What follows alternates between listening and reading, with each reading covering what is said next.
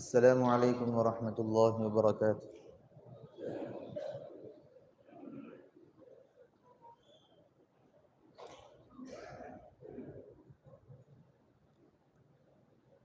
ایک زمانہ صحبت با اولیاء، بہتر از 100 سالہ طاعت بیریا، کہ اللہ والوں کی صحبت میں ایک لمحہ گزارنا 100 سال کی بیریا عبادت سے افضل ہے۔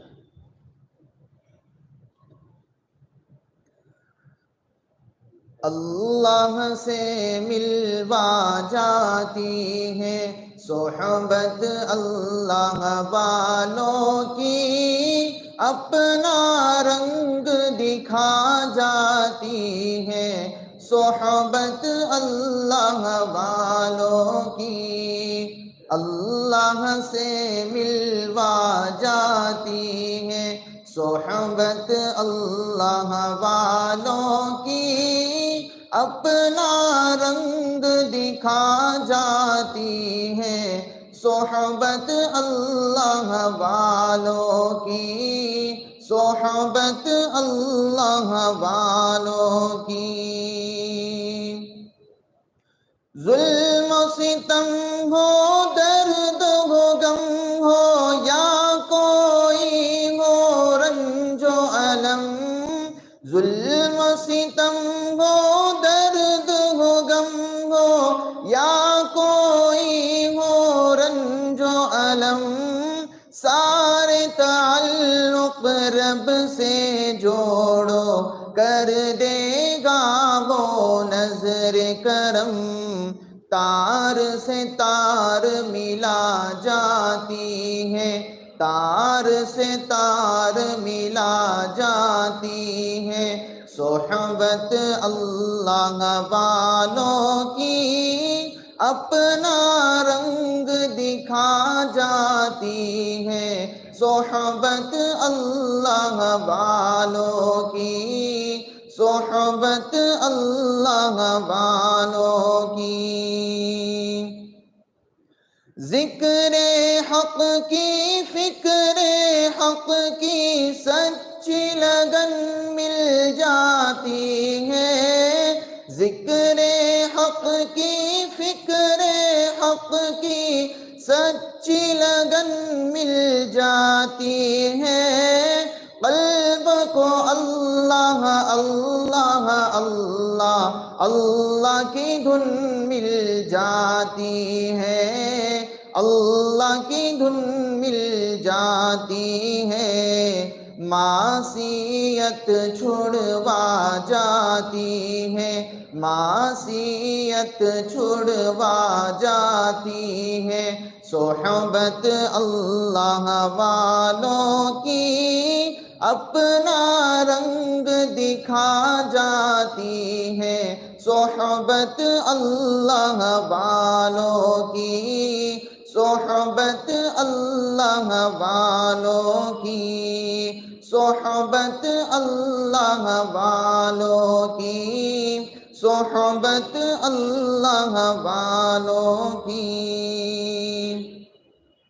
زندگی کیا ہے، زندگی کا مقصد سچ سچ سمجھا جاتا ہے، زندگی کیا ہے، زندگی کا مقصد سچ سچ سمجھا جاتا ہے، جب جب کوئی زانوں میں تلمس ارشد آن ٹکاتا ہے، ارشد آن ٹکاتا ہے، زندگی بندگی بنا جاتی ہے، زندگی بندگی بنا جاتی ہے، صحبت اللہ والوں کی اپنا رنگ دکھا جاتی ہے، صحبت اللہ والوں کی، صحبت اللہ والوں کی۔ حق سفیر ہے یہ، بدر منیر ہے یہ، روشن دماغ ہے یہ، روشن ضمیر ہے یہ، ان کی ادائیں پیاری، ان کی وفائیں پیاری، ان کی صدائیں پیاری، ان کی دعائیں پیاری ہیں، خوش نصیب لوگ وہ ہیں، خوش نصیب لوگ وہ جن کو نصیب ہو صحبت اللہ والوں کی، صحبت اللہ والوں کی، صحبت اللہ والوں کی، صحبت اللہ والوں کی، اللہ سے ملوا جاتی ہے، صحبت اللہ والوں کی اپنا رنگ دکھا جاتی ہے، صحبت اللہ والوں کی، صحبت اللہ والوں کی، صحبت اللہ والوں کی، صحبت اللہ والوں کی۔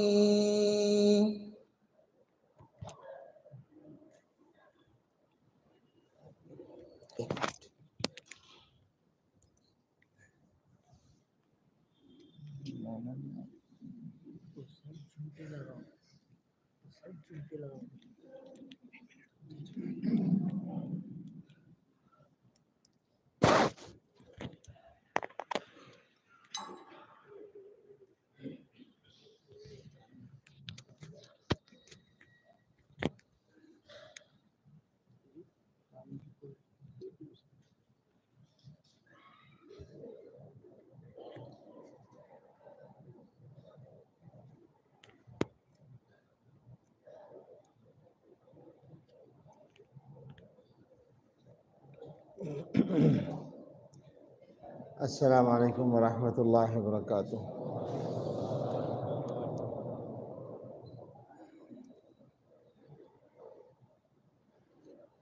بسم اللہ الرحمن الرحیم، الحمد للہ نحمده ونستعینه ونستغفره ونؤمن به ونتوکل علیہ ونعوذ باللہ من شرور انفسنا ومن سیئات اعمالنا، نعوذ باللہ من شرور انفسنا ومن سیئات اعمالنا، من يهده الله فلا مضل له ومن يضلله فلا هادي له، ونشهد أن لا إله إلا الله وحده لا شريك له، ونشهد أن سيدنا ونبينا ومولانا محمدا عبده ورسوله صلى الله تعالى عليه وعلى آله وأصحابه وبارك وسلم تسليما كثيرا، اما بعد فاعوذ باللہ من الشیطان الرجیم، بسم اللہ الرحمن الرحیم، کلا لو تعلمون علم الیقین لترون الجحیم ثم لترونها عین الیقین ثم لتسألن یومئذ عن النعیم۔ صدق اللہ العظیم۔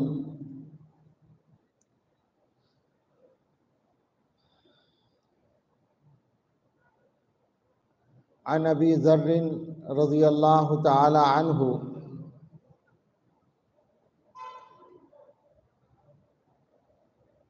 يحدث عن رسول الله صلى الله عليه وسلم فيما يرويه عن ربه عز وجل: يا عبادي إني حرمت الظلم على نفسي وجعلته بينكم محرما فلا تظالموا. يا عبادي كلكم ضال إلا من هديته فاستهدوني أهدكم.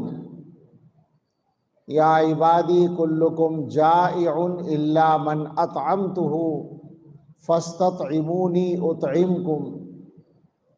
يا عبادي كلكم عار إلا من كسوته فاستكسوني أكسكم. يا عبادي لو أن أولكم وآخركم وإنسكم وجنكم كانوا على أتقى قلب رجل منكم ما زاد ذلك في ملكي شيئا ولو أن أولكم وآخركم وإنسكم وجنكم كانوا على أفجر قلب رجل منكم ما نقص ذلك من ملكي شيئا إلى آخر الحديث. أو كما قال عليه الصلاة والسلام: سبحان ربك رب العزة عما يصفون وسلام على المرسلين والحمد لله رب العالمين. اللهم صل على سيدنا محمد وعلى آل سيدنا محمد وبارك وسلم. اللهم صل على سيدنا محمد وعلى آل سيدنا محمد وبارك وسلم. اللهم صل على سيدنا محمد وعلى آل سيدنا محمد وبارك وسلم. اللہ تعالیٰ کا شکر ادا کرتے ہیں کہ اس بابرکت مجلس میں حاضری ہو گئی. اللہ کی توفیق سے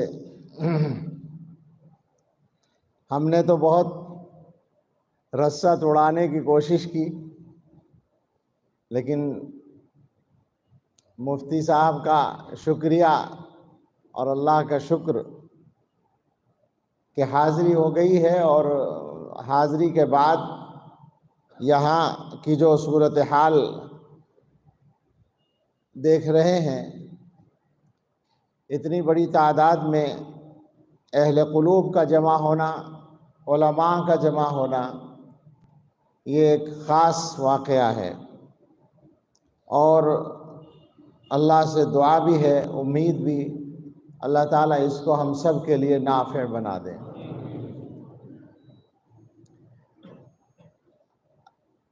میرا یہ مقام نہیں ہے کہ ایسے کسی مجمع میں اہمیت کے ساتھ میری بات سننے کا اہتمام کیا جائے. ابھی جو یہ نظم پڑھی گئی، میں نے مفتی صاحب سے بہت منع کیا کہ میرے بیان سے پہلے نہ پڑھوائیں، لیکن جو نظام طے ہوتا ہے اس پر عمل ہوتا ہے.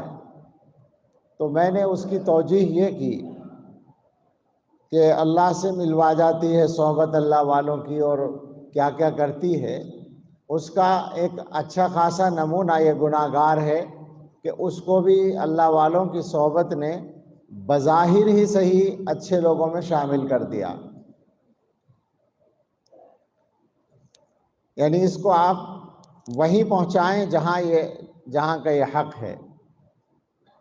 اور یہ واقعہ بھی ہے کہ اس طرح کے خیالات جو ابتدائی طور پر کہے گئے ہیں، ظاہر کیے گئے ہیں اشعار میں، وہ تو وہیں کے لیے ہیں. آگے حضرت یا اسی درجے کے، اسی طرح کے کوئی اسی انداز کے بزرگ، تو وہاں یہ بات جچتی ہے کہ ہم یہ پڑھیں. لیکن بہرحال ایک نظام کے تحت پڑھا گیا، تو میں نے اس کا ترجمہ یہ کر لیا کہ میں لوگوں سے بتاؤں گا کہ اللہ والوں کی صحبت کا اتنا فائدہ ہوتا ہے کہ میرے جیسا سر تاپا غرق گناہ آدمی بھی لوگوں کے درمیان بیٹھنے کے لائق مان لیا جاتا ہے. یہ بات میں تواضعاً نہیں کہہ رہا ہوں، اللہ کی قسم سچ کہہ رہا ہوں۔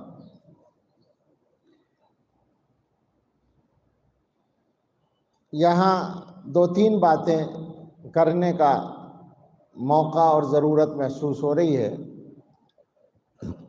پہلی بات تو یہ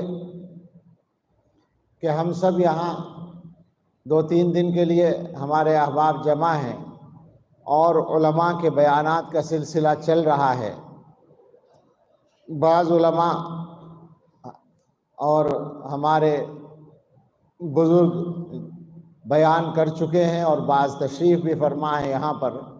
حضرت مولانا محمد اسماعیل صاحب دامت برکاتہم کل سے یہاں موجود ہیں، اور حضرت مولانا عبدالجبار صاحب بھی ہیں، اچھا ہاں ہیں، تو مولانا عبدالجبار صاحب تشریف رکھتے ہیں، اور ہمارے عمر میں چھوٹے مگر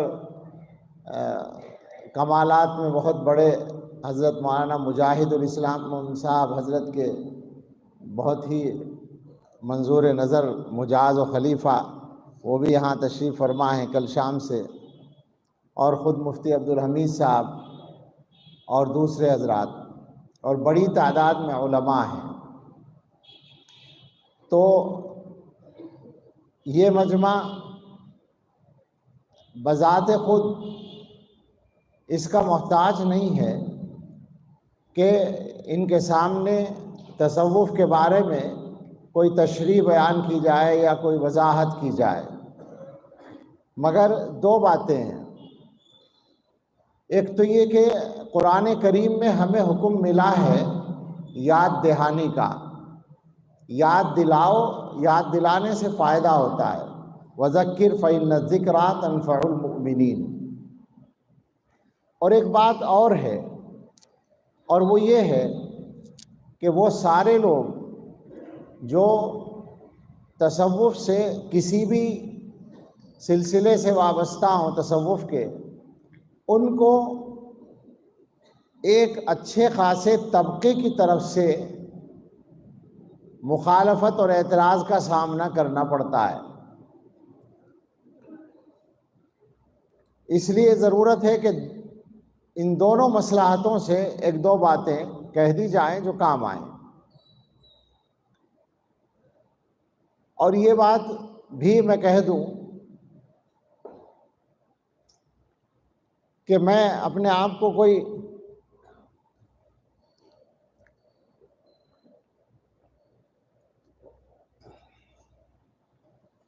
بڑا سمجھنے کی غلط فہمی میں مبتلا نہیں ہوں، مگر میری ایک نسبت دارالعلوم دیوبند سے ہے، اس لیے اس پہلو سے ذمہ داری کچھ بڑھی ہوئی ہے کہ جو صحیح بات ہے اسے صحیح کہہ دیا جائے اور جو غلط بات ہے اسے غلط کہہ دیا جائے۔ یہ ذمہ داری یوں تو سارے علماء کی ہے۔ رسول اللہ صلی اللہ تعالیٰ علیہ وسلم نے تمام علماء کی یہ ڈیوٹی مقرر کی ہے کہ دین میں کوئی غلط بات شامل ہونے لگے تو وہ اس کو صاف کریں۔ حدیث کے الفاظ ہیں يحمل هذا العلم من كل خلف عدوله ينفون عنه تحریف الغالین وانتحال المبتلین وتأویل الجاہلین۔ اس علم کو ہر بعد میں آنے والی نسل کے معتبر لوگ حاصل کریں گے، اور حاصل کرنے کے بعد ان کا جو کام ہوگا وہ یہ ہوگا کہ غلو کرنے والوں کی طرف سے دین میں جو بگاڑ آئے گا اس کو ختم کریں گے، اور اہل باطل کی طرف سے دین کی طرف غلط باتیں جو منسوب کر دی جائیں گی ان کی نفی کریں گے، ان کو رد کریں گے، اور بے علم لوگوں کی طرف سے دین کی جو غلط تشریح ہوگی اس کو صحیح کریں گے، اس کی نفی کریں گے۔ اس سے پتہ چلا کہ 3 کام ہوتے آئیں گے، ہوتے رہیں گے۔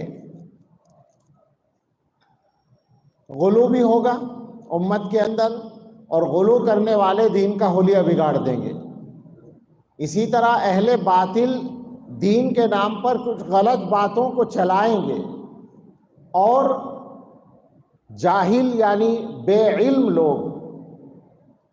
جاہل کا مطلب جس مسئلے کے بارے میں، جس موضوع کے بارے میں بات کر رہے ہیں اس سے واقف نہیں، چاہے وہ کہنے کو عالم ہی ہوں. علم نہیں ہے. صرف مدرسے سے فارغ ہو جانے کا مطلب تو عالم ہونا نہیں ہوتا، یا مسائل پر گفتگو کا حق لازمی طور پر نہیں مل جاتا. تو ایسے لوگ غلط تشریح کریں گے دین کی.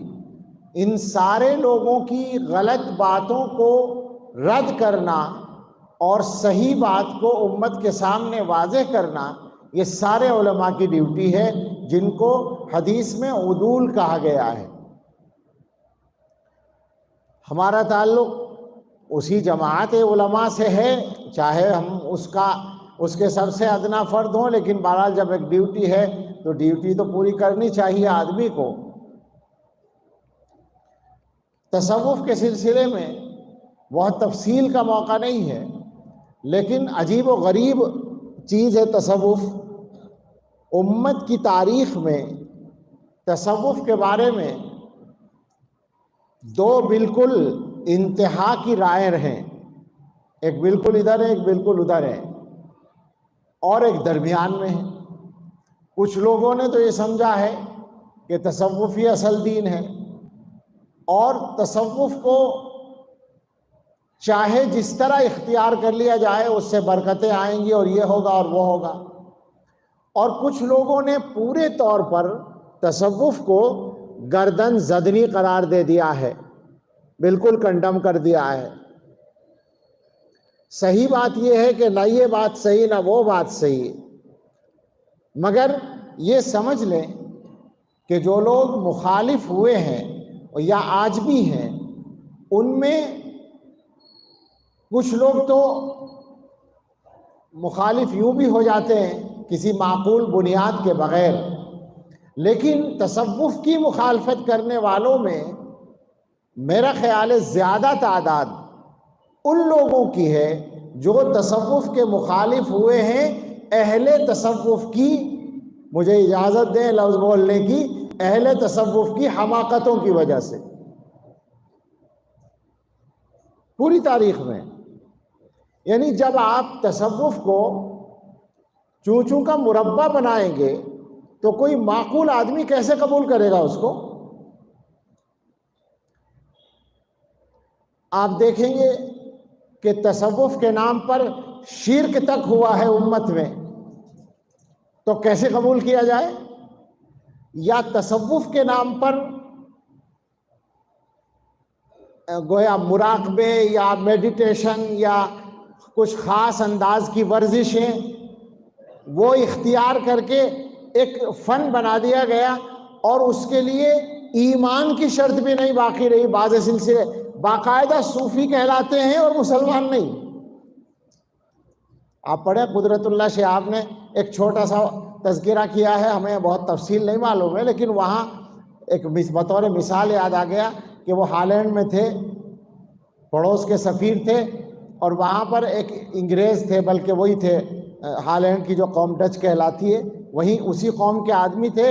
اور وہ ایک تصوف کا سلسلہ تھا جو ہندوستان سے ہی چلا تھا، صوفی عنایت علی خاں کوئی تھے، ان کا سلسلہ تھا، اس سلسلے سے ان کا تعلق تھا، اور وہ عیسائی تھے. تو اب جب تصوف کا نام لیا جائے اور مسلمان ہونے کی شرط بھی باقی نہ رہے تو کیا کیا جائے گا؟ ظاہر مخالفت ہوگی. یا تصوف کے نام پر ناچنے گانے کو مشغلہ بنا لیا جائے تو کیا ہوگا آخر؟ آج کل آپ دیکھتے ہیں ویڈیو چلتی ہیں بہت ساری، پتہ نہیں کہاں کی ہے، مجھے تو نہیں معلوم، لیکن بہرحال ویڈیو میں یہ نظر آتا ہے کہ ایک شیخ بنا ہوا بیٹھا ہے اور اس کے سامنے مرید ناچ رہے ہیں جیسے نچنیے گویے ناچتے ہیں، اور وہ لمبے لمبے بال رکھ کے اور ان بالوں کو ہلا ہلا کے، اور پھر وہ اس کے پیر کے قدموں پہ جا کے پڑھ رہے ہیں، اور وہ ان کے اوپر ہاتھ رکھ رہا ہے، تو پتہ چلا ہاتھ رکھتے ہی کچھ اور کیفیت ہو گئی اچانک. یہ سب کیا ہے؟ ان ساری چیزوں کے بعد تصوف کی مخالفت نہ کی جائے گی تو اور کیا ہوگا اگر تصوف اس کا نام ہے؟ تو ایسے تصوف کی مخالفت میں ہم مخالفین تصوف سے 2 قدم آگے ہیں، ہمیں کوئی مطلب نہیں۔ تو میں یہ سمجھتا ہوں جتنا میں نے پڑھا ہے، آپ پڑھیں تصوف کی تاریخ، پروفیسر یوسف سلیم چشتی نے تاریخ تصوف لکھی ہے، بہت مفصل و معلوماتی کتاب ہے، اس کو پڑھ کر آدمی غلط اور صحیح تصوف سے واقف ہو جاتا ہے۔ تو کہنا یہ ہے کہ ادھر اور ادھر افراط اور تفریط ہے۔ ہمارے اکابر کے یہاں جو تصوف ہے وہ اگر واضح طور پر امت کے سامنے آئے تو کوئی آدمی جو ذی علم ہوگا وہ اس کو رد نہیں کر سکتا، وہ اس کی مخالفت نہیں کر سکتا۔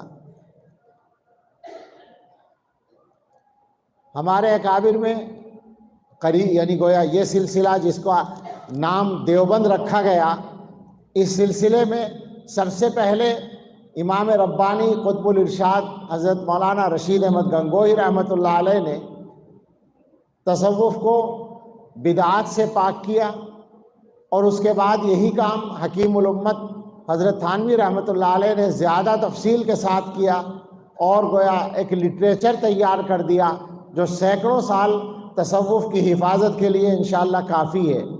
اور پھر اسی نہج پر علماء دیوبند نے کام کیا۔ اس کا خلاصہ یہ ہے کہ تصوف کسی رسم و رواج کا نام نہیں ہے، بلکہ تصوف ایک لفظ میں کہیں تو تزکیے کا نام ہے، جو قرآن کا لفظ ہے، جو پیغمبر صلی اللہ تعالیٰ علیہ وسلم کی ذمہ داریوں میں سے ایک ذمہ داری ہے کہ وہ انسانوں کا تزکیہ کریں۔ کما ارسلنا فیکم رسولا منکم یتلو علیکم آیاتنا ویزکیکم ویعلمکم الکتاب والحکمہ۔ یہ جو پیغمبر علیہ الصلاۃ والسلام کے فرائض باری تعالیٰ نے بیان کیے، اور اس میں دوسرے نمبر پر یزکیکم فرمایا، آدمیوں کو ٹھیک کرنا، آدمیوں کو صاف ستھرا کرنا، ان کی برائیاں دور کرنا، یہ جو تزکیہ ہے ہمارا تصوف بس یہی ہے۔ اور اگر تھوڑا سا واضح کرنا چاہیں، کھولنا چاہیں، تو آسان لفظوں میں یہ بات ہے جو ہم نے اپنے اکابر کے یہاں پڑھی بھی ہے، اور اپنے حضرت جی دامت برکاتہم سے بار بار تفصیل کے ساتھ اس کو سنا ہے۔ اس کا خلاصہ یہ ہے کہ مسلمان شریعت پر چلنے کا مکلف ہے۔ مسلمان کی یہ ذمہ داری ہے کہ وہ شریعت کے مطابق زندگی گزارے، سنت کے مطابق زندگی گزارے۔ تصوف کا مقصد یہ ہے کہ اس کام کو آدمی کے لیے آسان کر دیا جائے، شریعت پر چلنے کو آسان کر دیا جائے۔ کچھ ایسے کام کرائے جائیں جن کی پابندی کر لے آدمی تو اس کے لیے شریعت کے مطابق زندگی گزارنا آسان ہو جائے، بس یہ تصوف ہے ہمارا۔ اس کو الگ الگ انداز میں حضرات علماء نے تعبیر کیا۔ حضرت سے ہی ہم نے سنا ہے کہ حضرت تھانوی رحمۃ اللہ علیہ سے کسی نے پوچھا تھا تصوف کا کیا مقصد ہے، تو حضرت نے فرمایا تھا کہ انگ انگ سے گناہ کا کھوٹ نکل جائے، یہ مقصد ہے۔ ابھی میں حضرت کی ایک کتاب پڑھ رہا تھا، مجالس فقید، تو حضرت کی کتابیں پڑھا کریں آپ حضرات تو صحیح بات سمجھنے میں آسانی ہوگی۔ ہمارے احباب جو ہے بس اس پر خوش ہو لیتے ہیں کہ ہم اتنے بڑے شیخ طریقت کے سلسلے سے تعلق رکھتے ہیں، شیخ المشائخ محبوب العلماء والصلحاء حضرت مولانا پیر ذوالفقار احمد صاحب نقشبندی دامت برکاتہم، ان کے سلسلے سے ہمارا تعلق ہے۔ ارے بھائی وہی تو ہے شیخ المشائخ اور محبوب العلماء والصلحاء، آپ کیا ہیں؟ آپ کچھ کریں گے جبھی تو بنیں گے، آپ کچھ سیکھیں گے جبھی تو بنیں گے۔ تو حضرت کی کتابیں پڑھنے سے بہت فائدہ ہوتا ہے۔ آج تک عجیب بات ہے، بہت سارے لوگوں کو یہ یقین نہیں ہے کہ پیر ذوالفقار صاحب عالم ہیں، اور میرا قصہ یہ ہے، میں مسجد میں بیٹھا ہوں اور پہلے کہہ چکا ہوں کہ صحیح بات کہنا ذمہ داری ہے، تو ضرورت کے تحت کہتا ہوں کہ میں نے تو شروع کے سالوں میں حضرت کا جو رنگ دیکھا ہے اور ان کی مجالس میں جو شرکت ہوئی ہے، تو بارہا ان کے علم کو محسوس کر کے حیرت سے انگلی دانتوں تلے دبائی ہے، تعجب کیا ہے۔ اور میرے جیسے پکے دو چار مولویوں نے اور بھی میرے ساتھ میں، مولوی کا لفظ قصدن بولا ہے، وہ بڑے علماء ہیں، لیکن مقصد یہ ہے کہ ہم خاندانی مولوی، ہمارے باپ مولوی، ہمارے رشتہ دار مولوی، ہمارے چاروں طرف مولوی، ہم بچپن سے مولوی، ہاں ایسی بات ہے۔ لیکن اور ظاہر پڑھنا پڑھانا ہی ہمارا کام ہے، مگر ہم نے حضرت کے علم کو جس طرح محسوس کیا تو تعجب کیا۔ بھلا وہ آدمی جو عربی عبارت ہاتھ میں لکھی ہوئی ہے کاغذ میں، بغیر ترجمے کے، میں گواہی دے رہا ہوں، بغیر ترجمے کے حدیثیں حضرت کے پاس ہوتی ہیں ہاتھ میں، اور وہ ان کا لفظ بلفظ ترجمہ کرتے ہیں، تو وہ آدمی اس کے بارے میں یہ پوچھا جائے کہ وہ عالم ہے یا نہیں ہے، عجیب بات ہے۔ خیر، ان کے بارے میں جب بات ہو تو ذرا روکنا پڑتا ہے اپنے آپ کو، ضرورت ہے کہ آگے بات کی جائے۔ تو حضرت کی کتاب میں پڑھ رہا تھا، ابھی یہ سوچ رہا تھا کہ کچھ بات کرنے کے لیے ڈال دلیا ہو جائے، کچھ تیاری تھی نہیں زیادہ، تو حضرت کا ایک ہی ٹکڑا پڑھا، ایک صفحہ پڑھا۔ اس میں حضرت نے لکھا ہے کہ خواجہ بہاؤالدین نقشبند بخاری رحمۃ اللہ علیہ سے پوچھا گیا کہ تصوف کا فائدہ اور تصوف کا مقصد کیا ہے، تو انہوں نے یہ فرمایا کہ جو چیزیں مجمل ہیں وہ مفصل ہو جاتی ہیں۔ تصوف کی برکت سے جو چیزیں مجمل ہیں وہ مفصل ہو جاتی ہیں، اور جو ظنی ہیں وہ یقینی ہو جاتی ہیں، اور حقائق اشیاء آدمی کے سامنے منکشف ہو جاتی ہیں۔ میں یہ سمجھتا ہوں، یہ علماء کی سمجھ میں تو آ گیا، یا جو لوگ اردو اچھی جانتے ہیں، لیکن بعض لوگ ہو سکتا ہے نہ سمجھے ہوں ان الفاظ کو۔ میرا خیال یہ ہے کہ جو حضرات ذکر و اذکار کی محنت باقاعدگی سے کرتے ہیں ان کو اس کا سمجھنا بہت آسان ہوگا، میرا خیال ہے یہ۔ وہ یہ فرما رہے ہیں کہ مجمل چیزیں مفصل ہو جاتی ہیں، جن چیزوں کو آدمی مجمل طور پر، مبہم طور پر، غیر واضح طور پر، بغیر تفصیل کے جانتا تھا، ان کی تفصیل اس کے سامنے آ جاتی ہے۔ وہ کیسے آتی ہے یہ بیان کرنا آسان بات نہیں ہے، یہ چکھنے والی بات ہے، یہ سمجھنے والی بات ہے۔ اور ظنی چیزیں یقینی بن جاتی ہیں، گمان والی چیزیں یقین میں بدل جاتی ہیں، اور اشیاء کی حقیقتیں کھل جاتی ہیں۔ واقعہ یہی ہے کہ تصوف کی محنت کا جو اصل منشا اور مقصد ہے وہ یہی یقین کی کیفیت پیدا کرنا ہے۔ واقعہ ہے، عام طور پر آپ دیکھیں گے کہ مسلمان مثلاً اللہ تعالیٰ کے وعدوں پر اور اللہ تعالیٰ کی وعیدوں پر کتنا یقین رکھتے ہیں، ہے نا اندازہ؟ بہت کمزور ہے یقین، عام طور پر کمزور ہے، اتنا کمزور ہے کہ دعا کرتے ہیں اللہ کے بندے اور یقین نہیں ہوتا کہ ہماری دعا قبول ہو جائے گی۔ بتائیے، ہے نہیں یہ عام حال؟ بالکل۔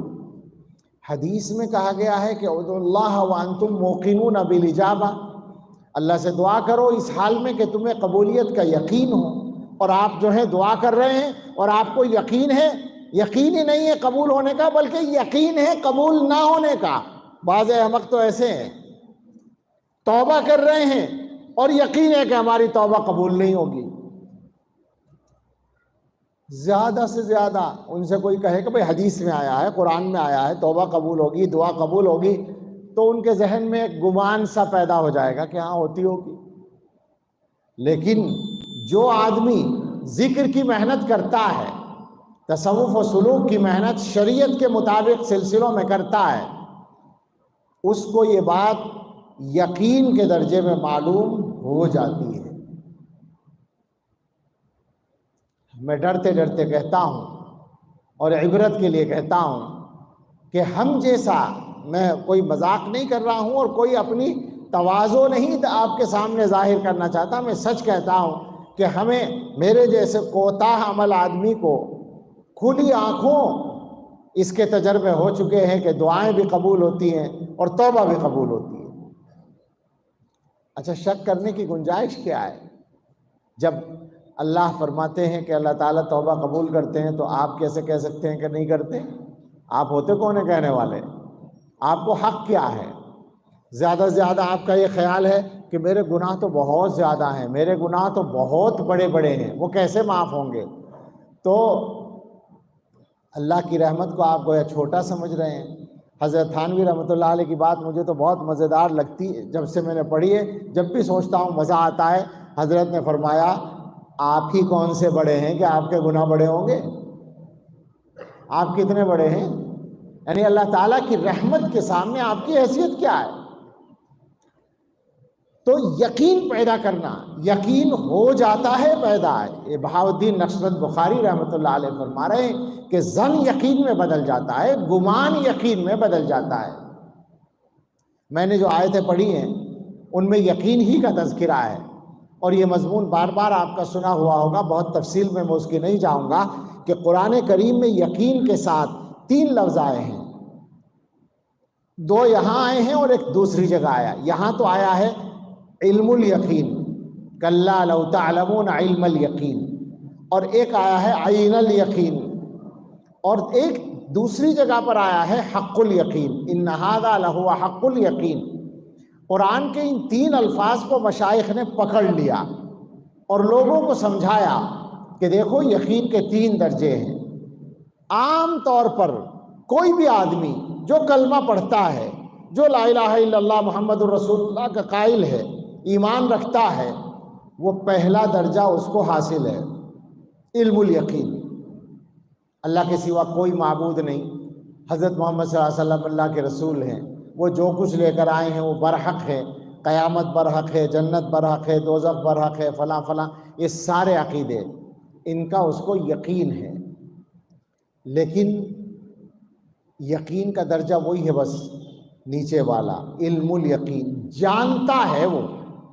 اور یہ جو علم الیقین ہوتا ہے، جاننا جس کو کہتے ہیں، یہ بہت آسانی کے ساتھ توڑا جا سکتا ہے۔ یہ یقین بہت آسانی کے ساتھ توڑا جا سکتا ہے۔ ایک آدمی آ کر ایک مسلمان سے کہتا ہے، اس زمانے میں بہت ہو رہا ہے، یہ خدا کے بارے میں بات کرتا ہے، تم اللہ کو مانتے ہو؟ اللہ کو ایک ماننے کا نمبر تو بعد میں اللہ کے موجود ہونے کو ماننا، اسی پر کلام ہے۔ اور وہ آپ سے کہے گا کہ تم اللہ کو مانتے ہو؟ کیا مانتے ہیں؟ کبھی دیکھا ہے؟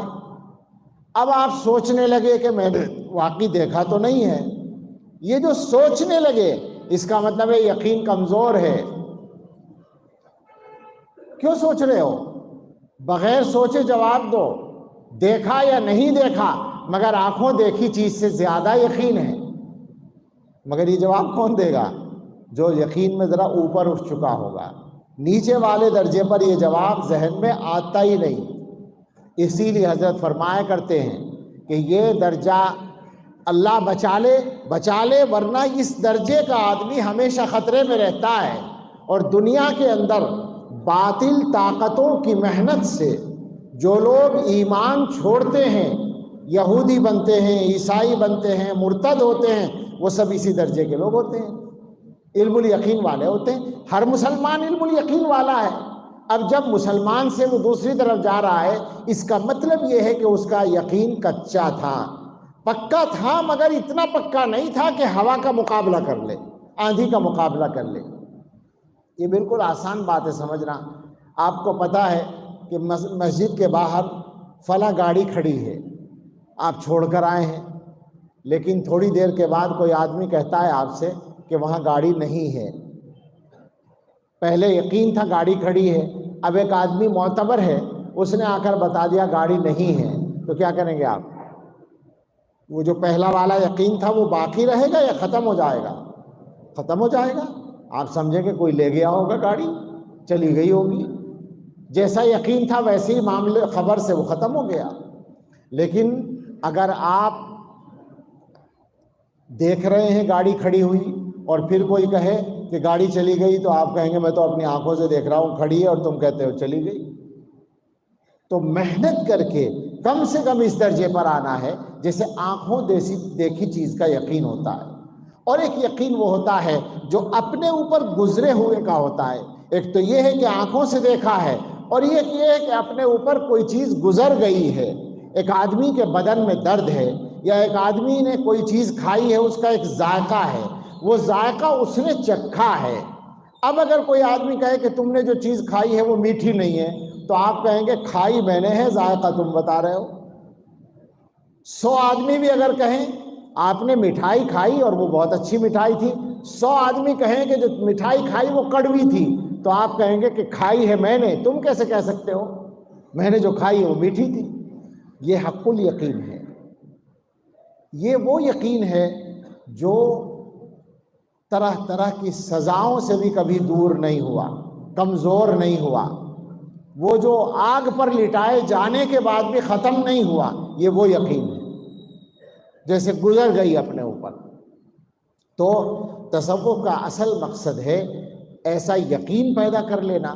جب ایسا یقین پیدا ہو جائے گا تو شریعت پر چلنا آسان ہو جائے گا، آدمی کو اللہ تعالیٰ کے وعدوں کا صحیح ادراک ہو جائے گا، صحیح یقین ہو جائے گا، اور اللہ کی وعیدوں کا بھی یقین ہو جائے گا۔ اللہ تعالیٰ نے جو سزائیں بیان کی ہیں ان کا بھی یقین ہو جائے گا، تو نیکی کرنا بھی آسان ہوگا اور گناہ سے بچنا بھی آسان ہوگا۔ لہٰذا اگر کوئی اعتراض کرتا ہے تو آپ اس سے کہہ سکتے ہیں کہ تصوف کے نام پر ہونے والے رسم و رواج سے ہمارا کوئی تعلق نہیں ہے، ہم تو اس تصوف سے تعلق رکھتے ہیں جو اتباع سنت کی طرف انسان کو لاتا ہے، جو اتباع شریعت کی طرف لاتا ہے۔ اب بعض آدمی ایسے بھی ہوں گے جو آپ کے ان اکابر کے اختیار کیے ہوئے معمولات و اشغال پر بھی اعتراض کریں گے، ان کا جواب دینا آپ کی ذمہ داری نہیں ہے۔ ظاہر ہے کہ اعتراضات تو ہوں گے، وہ کہیں گے کہ صاحب یہ کیا طریقہ ہے سر جھکا کے بیٹھے اور مراقبہ ہو رہا ہے، یہ کیا طریقہ ہے کہ ضربیں لگ رہی لا الہ الا اللہ کی، یہ کیا طریقہ ہے کہ اللہ اللہ کا ذکر کیا جا رہا ہے، کہاں سے ثابت ہے؟ یہ ساری چیزیں تفصیلات ہیں، اور یہ تفصیلات ہمارے مشائخ نے واضح طور پر اپنی کتابوں میں لکھ دی ہیں۔ حکیم الامت حضرت تھانوی رحمۃ اللہ علیہ کے ساری چیزیں آپ کو مل جائیں گی، اور آج کے زمانے کی ضرورت کے اعتبار سے ہمارے حضرت کی کتابوں میں آپ کو تقریباً ساری چیزیں مل جائیں گی، دلائل جمع کر دیے گئے ہیں۔ تو بس یہ عرض کرنا تھا۔ پہلی بات تو یہ کہ ہم سب کا تعلق اس طرح کے سلسلوں سے ہے، اور سلسلوں کی بات جب چل رہی ہے، مولانا نے بھی لکھ رکھا ہے چاروں سلسلوں کے اور مشائخ جمع ہو رہے ہیں، تو اچھی طرح سمجھ لیں کہ یہ سلسلے جو ہیں یہ ایسے ہیں جیسے علاج کے الگ الگ طریقے۔ یہ جو اجتماع ہے آپ کا، اس کا نام تو ہے تربیتی اجتماع، مگر مجھے اجازت دیں کہ اس کے نام کو میں تھوڑا سا بدلوں۔ حقیقت میں ترغیبی اجتماع ہے، یعنی لوگوں کو اپنی اصلاح کی فکر کرنے کی ترغیب دینا ہے۔ تربیتی اجتماع تو تب ہوتا جب صبح سے شام تک مولانا عبدالحمید صاحب اپنے سالکین کو لے کر بیٹھتے اور تربیت کرتے۔ ان کو تو شاید پورا بیان کرنے کا بھی موقع نہیں ملا، کیا خیال ہے؟ تربیت تو وہ ہوتی۔ تو حقیقت ہے، میں ذرا سا اس کو اور کھول دوں، جو بات میں کہنا چاہتا ہوں وہ یہ ہے کہ یہ نہ سمجھیں آپ، یعنی اس اجتماع سے غلط پیغام نہ چلا جائے۔ کیا کروں، میرے حصے میں جھاڑ جھنکار صاف کرنے کا کام آتا ہے عام طور پر ہر جگہ۔ یہ نہ پیغام چلا جائے کہ کچھ لوگ یہ سمجھیں کہ اپنی اصلاح کے لیے چاروں سلسلوں سے تعلق رکھنا ضروری ہے۔ ایسا بھی ہو سکتا ہے کچھ لوگ ایسے ہی سمجھ لیں، تو ایسا نہیں ہے۔ جس کا جی چاہے ایلوپیتھک ڈاکٹر سے علاج کرائے، جس کا جی چاہے ہومیوپیتھک والے سے کرائے، جس کا جی چاہے آیورویدک والے سے کرائے، جس کا جی چاہے یونانی والے سے کرائے۔ چار ہو گئے، وہ بھی یہاں بھی چار ہی سلسلے ہیں، اور چار ہی دواؤں کے بھی راستے چار ہی ہیں، آپ کی مرضی ہے۔ لیکن جو اصل یاد رکھنے کی بات ہے وہ یہ ہے کہ ایک سے کرائیں علاج، چار سے نہیں۔ ہمارے مشائخ کے ہاں تصوف میں یہ بات بڑی اہمیت سے بیان کی گئی ہے، توحید مطلب، مرکز ایک ہو، ایک ہی شخص پر آپ اکٹھے رہیں، یعنی جہاں بھی آپ گئے ہیں بس اسی سے اپنا رشتہ جوڑ کر رکھیں تاکہ آپ کا فائدہ ہو۔ یہ بات ذرا سی میں اور وضاحت سے اس لیے کہنا چاہوں گا کہ ہمارے علاقے میں بھی اور سارے ہندوستان میں ایک عجیب سا ذوق بڑھ رہا ہے۔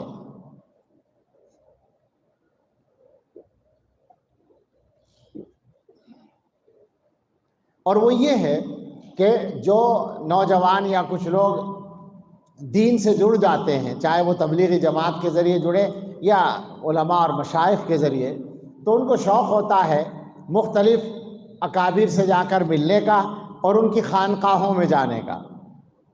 جہاں پرانے مشائخ رہ چکے ہیں اور اب باقاعدہ کوئی شیخ نہیں ہیں، ان کی خانقاہوں میں بھی جاتے ہیں زیارت کرنے اور برکت حاصل کرنے کے لیے اور قیام کرنے کے لیے بھی۔ میں نام نہیں لوں گا تاکہ میری جو بات ہے اصل وہ باقی رہے جو میں پہنچانا چاہتا ہوں۔ یہ بات یہاں بڑا مجمع ہے اور یقیناً اس میں مختلف علاقوں کے لوگ ہیں، لیکن اب تو اس زمانے میں بات ہر جگہ آسانی سے پہنچ جاتی ہے، تو میں بے تکلف کہتا ہوں کہ سارے ہندوستان میں یہ بات میں پہنچانا چاہتا ہوں، اور جہاں تک اللہ تعالیٰ پہنچا دیں کہ بزرگوں سے ملنا بہت اچھا کام ہے اور برکت بھی حاصل ہوگی، دعا بھی ملے گی، لیکن گڑبڑ یہ ہو رہی ہے کہ بعض لوگ اپنی تربیت کی فکر کرنے کے بجائے اسی طرح سے برکتیں حاصل کرتے پھر رہے ہیں اور ان کی تعداد اچھی خاصی بڑھتی جا رہی ہے۔ اور خاص طور سے اگر کہیں کوئی شیخ موجود ہیں ان سے جا کر ملیں، اپنی اصلاح کی بات کریں تب تو غنیمت ہے، لیکن باقاعدہ کوئی شیخ بھی موجود نہیں مگر وہاں فلاں حضرت رہ چکے ہیں لہٰذا وہاں جا رہے ہیں، تو یہ اچھی طرح سمجھ لیں کہ ہمارے اکابر دیوبند کے ذوق و مزاج کے اعتبار سے اور ان کی فکر کے اعتبار سے یہ بات مناسب نہیں ہے، خاص طور سے عوام کے لیے تو بالکل مناسب نہیں، غیر علماء کے لیے۔ یہاں تک کہ میں صاف کہوں گا، میرے نام کے ساتھ بھی نقش بندی جڑ ہی گیا ہے، برائے نام ہی صحیح، مگر بہرحال حضرت کے خاک پا سے میرا بھی تعلق ہے، لیکن حضرت مجدد الفسانی رحمۃ اللہ علیہ کے مزار پر بھی جانے کا جو سلسلہ بڑھ رہا ہے، علماء جاتے ہیں، ان کا جانا الگ انداز سے ہوتا ہے، لیکن جو عالم نہیں ہیں وہ لوگ جاتے ہیں تو ان کے جانے کا مفہوم ہی بدل جاتا ہے۔ وہ یہی سمجھتے ہیں کہ وہاں جا کر ہمیں برکت حاصل ہو گئی، اب اور کچھ کرنے کی ضرورت نہیں ہے، اور پھر بار بار جانا ہوتا ہے، اور وہاں کچھ نہ کچھ بدعات کا سلسلہ بھی ہوتا ہے، تو وہ سمجھتے ہیں کہ یہ تو حضرت کے یہاں ہو رہا ہے، شاید یہ بھی ٹھیک ہو۔ کوئی بھی جگہ ہو، بالکل بے تکلفی سے یہ بات سب لوگ سمجھ لیں جن کا اہل حق سے تعلق ہے کہ یہ کام کرنے کا نہیں ہے۔ آپ کا موقع ہے، کبھی آپ علماء کے یہاں چلے جائیں، دیوبند چلے گئے، سہارنپور چلے گئے، رائے پور جو جاتے ہیں، رائے پور میں جو شیخ موجود ہیں، جو بھی ہیں وہ، اگر آپ کا ان سے تعلق ہے تو بہت اچھا ہے، اپنے شیخ کے پاس آدمی کو جانا چاہیے، لیکن اگر آپ کا ان سے تعلق نہیں ہے، محض اس وجہ سے کہ وہاں حضرت رائے پوری رہ چکے ہیں یا ان کا مزار ہے، اس وجہ سے آپ جا رہے ہیں، تو آپ کوئی بہت فائدے کا کام نہیں کر رہے ہیں، اور یہ رواج بڑھتا جا رہا ہے۔ اب تو کچھ لوگ یہی کرتے ہیں کہ جہاں سے بھی چلے ہیں وہاں سے وہ 5 یا 7 جگہ جانے کا پروگرام، دیوبند میں گاڑی والے بھی جانتے ہیں کہ مقامات خمسہ دیکھنے جا رہے ہیں، یعنی کیا کیا ہے وہ، گنگو، سہارنپور، رائے پور، تھانہ بھون، جی نانوتا، ہاں نہیں گنگو تو ہو ہی گیا، گنگو، رائے پور، سہارنپور، اچھا تھانہ بھون، جلال آباد، نانوتا، اور کچھ لوگوں کی فہرست میں شاملی بھی آ جاتا ہے، یا جھنجھانا میاں جی کے مزار پر۔ تو یہ سلسلہ صحیح نہیں ہے، کچھ دنوں کے بعد یہ مستحب ہو جائے گا، لوگ یہ سمجھیں گے کہ جانا مستحب ہے اس طرح سے، اور اگر 7 جگہ نہیں گئے تو یہ کمی رہ گئی، ایسا ہو سکتا ہے اگر اس پر روک نہیں لگائی گئی، صاف بات ہے۔ جن حضرات کی وجہ سے وہاں جا رہے ہیں ان کا یہ طریقہ نہیں ہے، وہ سب سنت پہ چلنے والے لوگ ہیں، اور سب سے بڑھ کر امام سنت ہیں، امام اتباع سنت ہیں حضرت گنگوہی رحمۃ اللہ علیہ۔ تو یہ صحیح نہیں ہے۔ آپ کو کیا کرنا ہے، آپ ایک آدمی کو اپنا شیخ بنائیں سوچ سمجھ کر، اور اس کے بعد بس یک درگیر محکم گیر، پکا پکڑ لیں اپنے شیخ کو۔ کاہے کے لیے؟ اپنی اصلاح کے لیے، برکت کے لیے نہیں۔ برکت تو خود آ جائے گی جب اصلاح ہوگی تو۔ عجیب بات ہے، لوگ دوسروں سے برکتیں حاصل کرتے ہیں اور خود برکت والا بننا نہیں چاہتے، دوسروں سے دعائیں کرواتے ہیں اور خود دعا کرنے کے لائق بننا نہیں چاہتے۔ عجیب بات ہے۔ ارے بھائی خود صاحب دعا بنو، اور ویسے تو صاحب دعا ہر مسلمان ہے، لیکن آپ محنت کریں گے تو آپ کو خود محسوس ہوگا کہ دعائیں قبول ہوتی ہیں۔ تو ایک شیخ کو پکڑیں، اور جب کسی کو سوچ سمجھ کر شیخ بنا لیں تو پھر یہ بھی سمجھ لیں کہ اب آپ کا نفع نقصان اسی شیخ کا دامن پکڑ کر چلنے میں ہے۔ اگر خدا نہ خواستہ کسی شیخ کے یہاں کھلے طور پر شریعت کی خلاف ورزی ہونے لگے تو یقیناً آپ کو چھوڑنا ہے اس کو۔ اور اگر ایسا نہیں ہے اور آپ کسی کے بہکانے سے یا جھوٹے پروپیگنڈے سے اپنے شیخ سے بدگمان ہو رہے ہیں تو آپ یقین کریں کہ آپ اپنے لیے بہت بڑا خطرہ مول لے رہے ہیں، اور دینی خطرہ ہے، صاف بات ہے بالکل۔ جو لوگ نام کو شیخ بنائے رکھیں اور شیخ کے بارے میں بدگمان رہیں، بلکہ بدگمان کریں بھی، وہ یاد رکھیں، اور یہ جملہ بھی میرا اپنا نہیں، میں سچ کہتا ہوں، ان کا دینی فائدہ ختم ہو جائے گا۔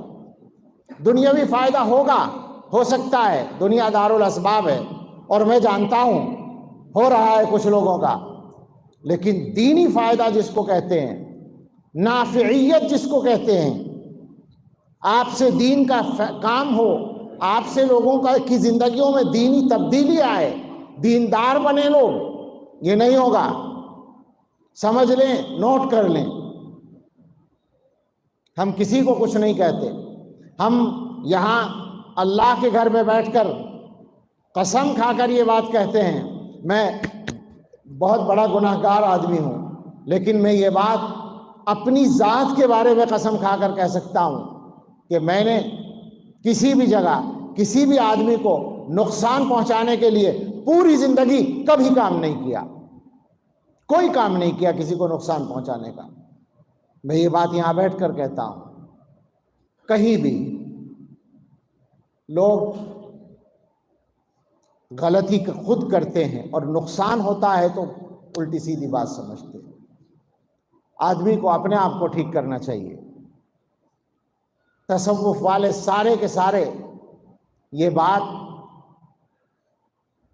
اچھی طرح یاد رکھیں کہ اگر آپ نے صحیح طور پر اپنے لیے شیخ کا انتخاب کر لیا ہے تو اب آپ کے دینی نفع نقصان کا دار و مدار اسی سے وابستگی پر ہے۔ مضبوطی کے ساتھ اس پر قائم رہیں۔ میں یہ نہیں کہتا کہ آپ فلاں سے یا فلاں سے بیعت ہوں، بالکل یہ ہمارا کوئی دعوت نہیں کسی کو۔ میں یہ بات بھی اپنی طرف سے نہیں، اپنے شیخ کے تمام خدام کی طرف سے کہہ سکتا ہوں۔ میں نے حضرت کی موجودگی میں کہا ہے یہ کہ میں کسی کو ترغیب نہیں دیتا کبھی بھی کہ میرے شیخ سے بیعت ہو جاؤ، اختیار ہے تمہیں۔ بلکہ میں نے بعض دفعہ یہ بات کہی کہ میں تو بہت چھوٹا ہوں، لیکن بطور بغیر تشبیہ کے ایک مثال ہے کہ حضرت گنگوہی رحمۃ اللہ علیہ کے خلیفہ اکبر حضرت مولانا خلیل احمد سہارنپوری رحمۃ اللہ علیہ نے ایک مرتبہ یہ فرمایا کہ مجھے اس معاملے میں بڑی غیرت ہے، میرا شیخ تو سورج کی طرح ہے، جس کا جی چاہے وہ تعلق رکھے، جس کا جی چاہے نہ رکھے، میں کیوں کہوں کسی سے؟ الحمدللہ میرا بھی یہ یقین ہے کہ میرا شیخ تو سورج کی طرح ہے، جس کو 100 دفعہ ضرورت ہو وہ جائے، مجھے کیا ضرورت پڑی ہے کسی کو ترغیب دینے کی؟ یہ بالکل نہیں۔ اہل حق ہونا کافی ہے، کسی بھی شیخ سے بیعت ہو جاؤ، کسی بھی سلسلے کے آدمی سے بیعت ہو جاؤ، آپ کی مرضی ہے، جس سے مناسبت ہو۔ حکیم الامت نے یہ بات اچھی طرح سمجھا رکھی ہے کہ اصلاح کے لیے مناسبت شرط ہے۔ اصلاح کے لیے یہ شرط نہیں ہے کہ آپ کا شیخ دنیا کا سب سے بڑا بزرگ ہو یا سب سے بڑا عالم ہو۔ اصلاح کے لیے مناسبت چاہیے اور محبت چاہیے۔ آج کل حضرت نے اس کو بہت کھولا ہے، بہت مجھے حیرت ہوئی، ہم نے پڑھا تو بہت تھا لیکن حضرت سے جانے کیا کیا سیکھنے کو ملا ہے۔ تو حضرت نے اس مضمون کو بھی بہت واضح طور سے سمجھایا ہے کہ محبت اصل ہے، عقیدت اصل نہیں ہے۔ عقیدت تو کمزور ہوتی ہے، آسانی سے ٹوٹ جاتی ہے، محبت نہیں ٹوٹتی ہے۔ باپ سے محبت ہوتی ہے۔ اگر آدمی دیکھتا ہے، بعض لوگ ایسے ہوتے ہیں بیچارے کہ بیٹا نیک ہے اور باپ بے نمازی ہے یا باپ شرابی ہے، تو بیٹا باپ کے عمل کو برا سمجھتا ہے مگر باپ سے اس کی محبت میں کوئی کمی نہیں آتی۔ حالانکہ باپ سے عقیدت نہیں ہو سکتی اس کو، جب وہ دیکھ رہا ہے کہ گناہ کر رہا ہے تو عقیدت کیسے ہوگی، لیکن محبت اپنی جگہ رہے گی۔ تو اصل محبت ہے۔ کوشش کرنی چاہیے کہ اپنے شیخ سے محبت پیدا کریں، محبت کے ساتھ فائدہ زیادہ ہوگا۔ اور باقی عقیدت تو ہونی چاہیے، وہ تو عقیدت ہوتی ہے لیکن عقیدت اصل نہیں ہے۔ اور جو لوگ ادھر ادھر بھاگتے ہیں وہ عقیدت والے ہی ہوتے ہیں، کبھی اس کی عقیدت کبھی اس کی عقیدت، اور کچھ تھوڑا بہت ظاہر دیکھ کر عقیدت ہو جاتی ہے اور اس کے بعد کسی اور کوئی اور اچھا لگنے لگا اس کی طرف چلے جاتے ہیں۔ اس طرح سے جگہ جگہ منہ مارنے سے کوئی فائدہ نہیں ہے۔ بہرحال صاف لفظوں میں نے عرض کیا کہ کسی بھی سلسلے کے شیخ سے آپ وابستہ ہوں، لیکن جب کسی کو شیخ بنا لیں سوچ سمجھ کر تو پھر اس کے ساتھ اپنے آپ کو نتھی کر دیں، جوڑ دیں اور اس سے فائدہ اٹھانے کی کوشش کریں، اور اصل مقصد سامنے رکھیں کہ صرف اپنی اصلاح مقصد ہے، اپنے آپ کو اچھا مسلمان بنانا مقصد ہے، اچھا انسان بنانا مقصد ہے، اور کوئی مقصد نہیں ہے۔ بعض مرتبہ شیطان آدمی کو پریشان کرتا ہے، اور بعض مرتبہ کیا شیطان کا تو کام یہی ہے آدمی کو مستقل ہی پریشان کرنے کا۔ تو تصوف و سلوک کی لائن میں سب سے زیادہ جو گویا اچھے سالکین ہوتے ہیں، محنت کرنے والے سالکین ہوتے ہیں، ان کو سب سے زیادہ پریشان کرتا ہے شیطان خلافت کے لیے، ہاں کہ خلافت ملنی چاہیے۔ تو عام طور پر دیکھا ہے ہم نے کہ جو لوگ زیادہ خواہش رکھتے ہیں ان کو ملتی نہیں ہے، اور مل بھی جائے تو فائدہ نہیں ہوتا ہے۔ میں یہ بھی کہہ دوں کبھی ایسا بھی ہو سکتا ہے۔ اور میں تو حضرت کے یہاں دیکھا ہے کہ حضرت کو بعض لوگوں کی بعض باتوں سے اگر شبہ بھی ہو گیا کہ یہاں خواہش پائی جاتی ہے تو حضرت نظر انداز کر دیتے ہیں، چھوڑ دیتے ہیں، باوجود کہ سمجھ رہے ہیں کہ آدمی ٹھیک ٹھاک ہے، لیکن پتہ یہ چلا کہ جناب تمنا رکھتے ہیں اس کی، تو پھر حضرت کہتے ہیں کہ ابھی نہیں، ابھی اور محنت کرنے دو۔ تو اس چکر میں نہ پڑیں۔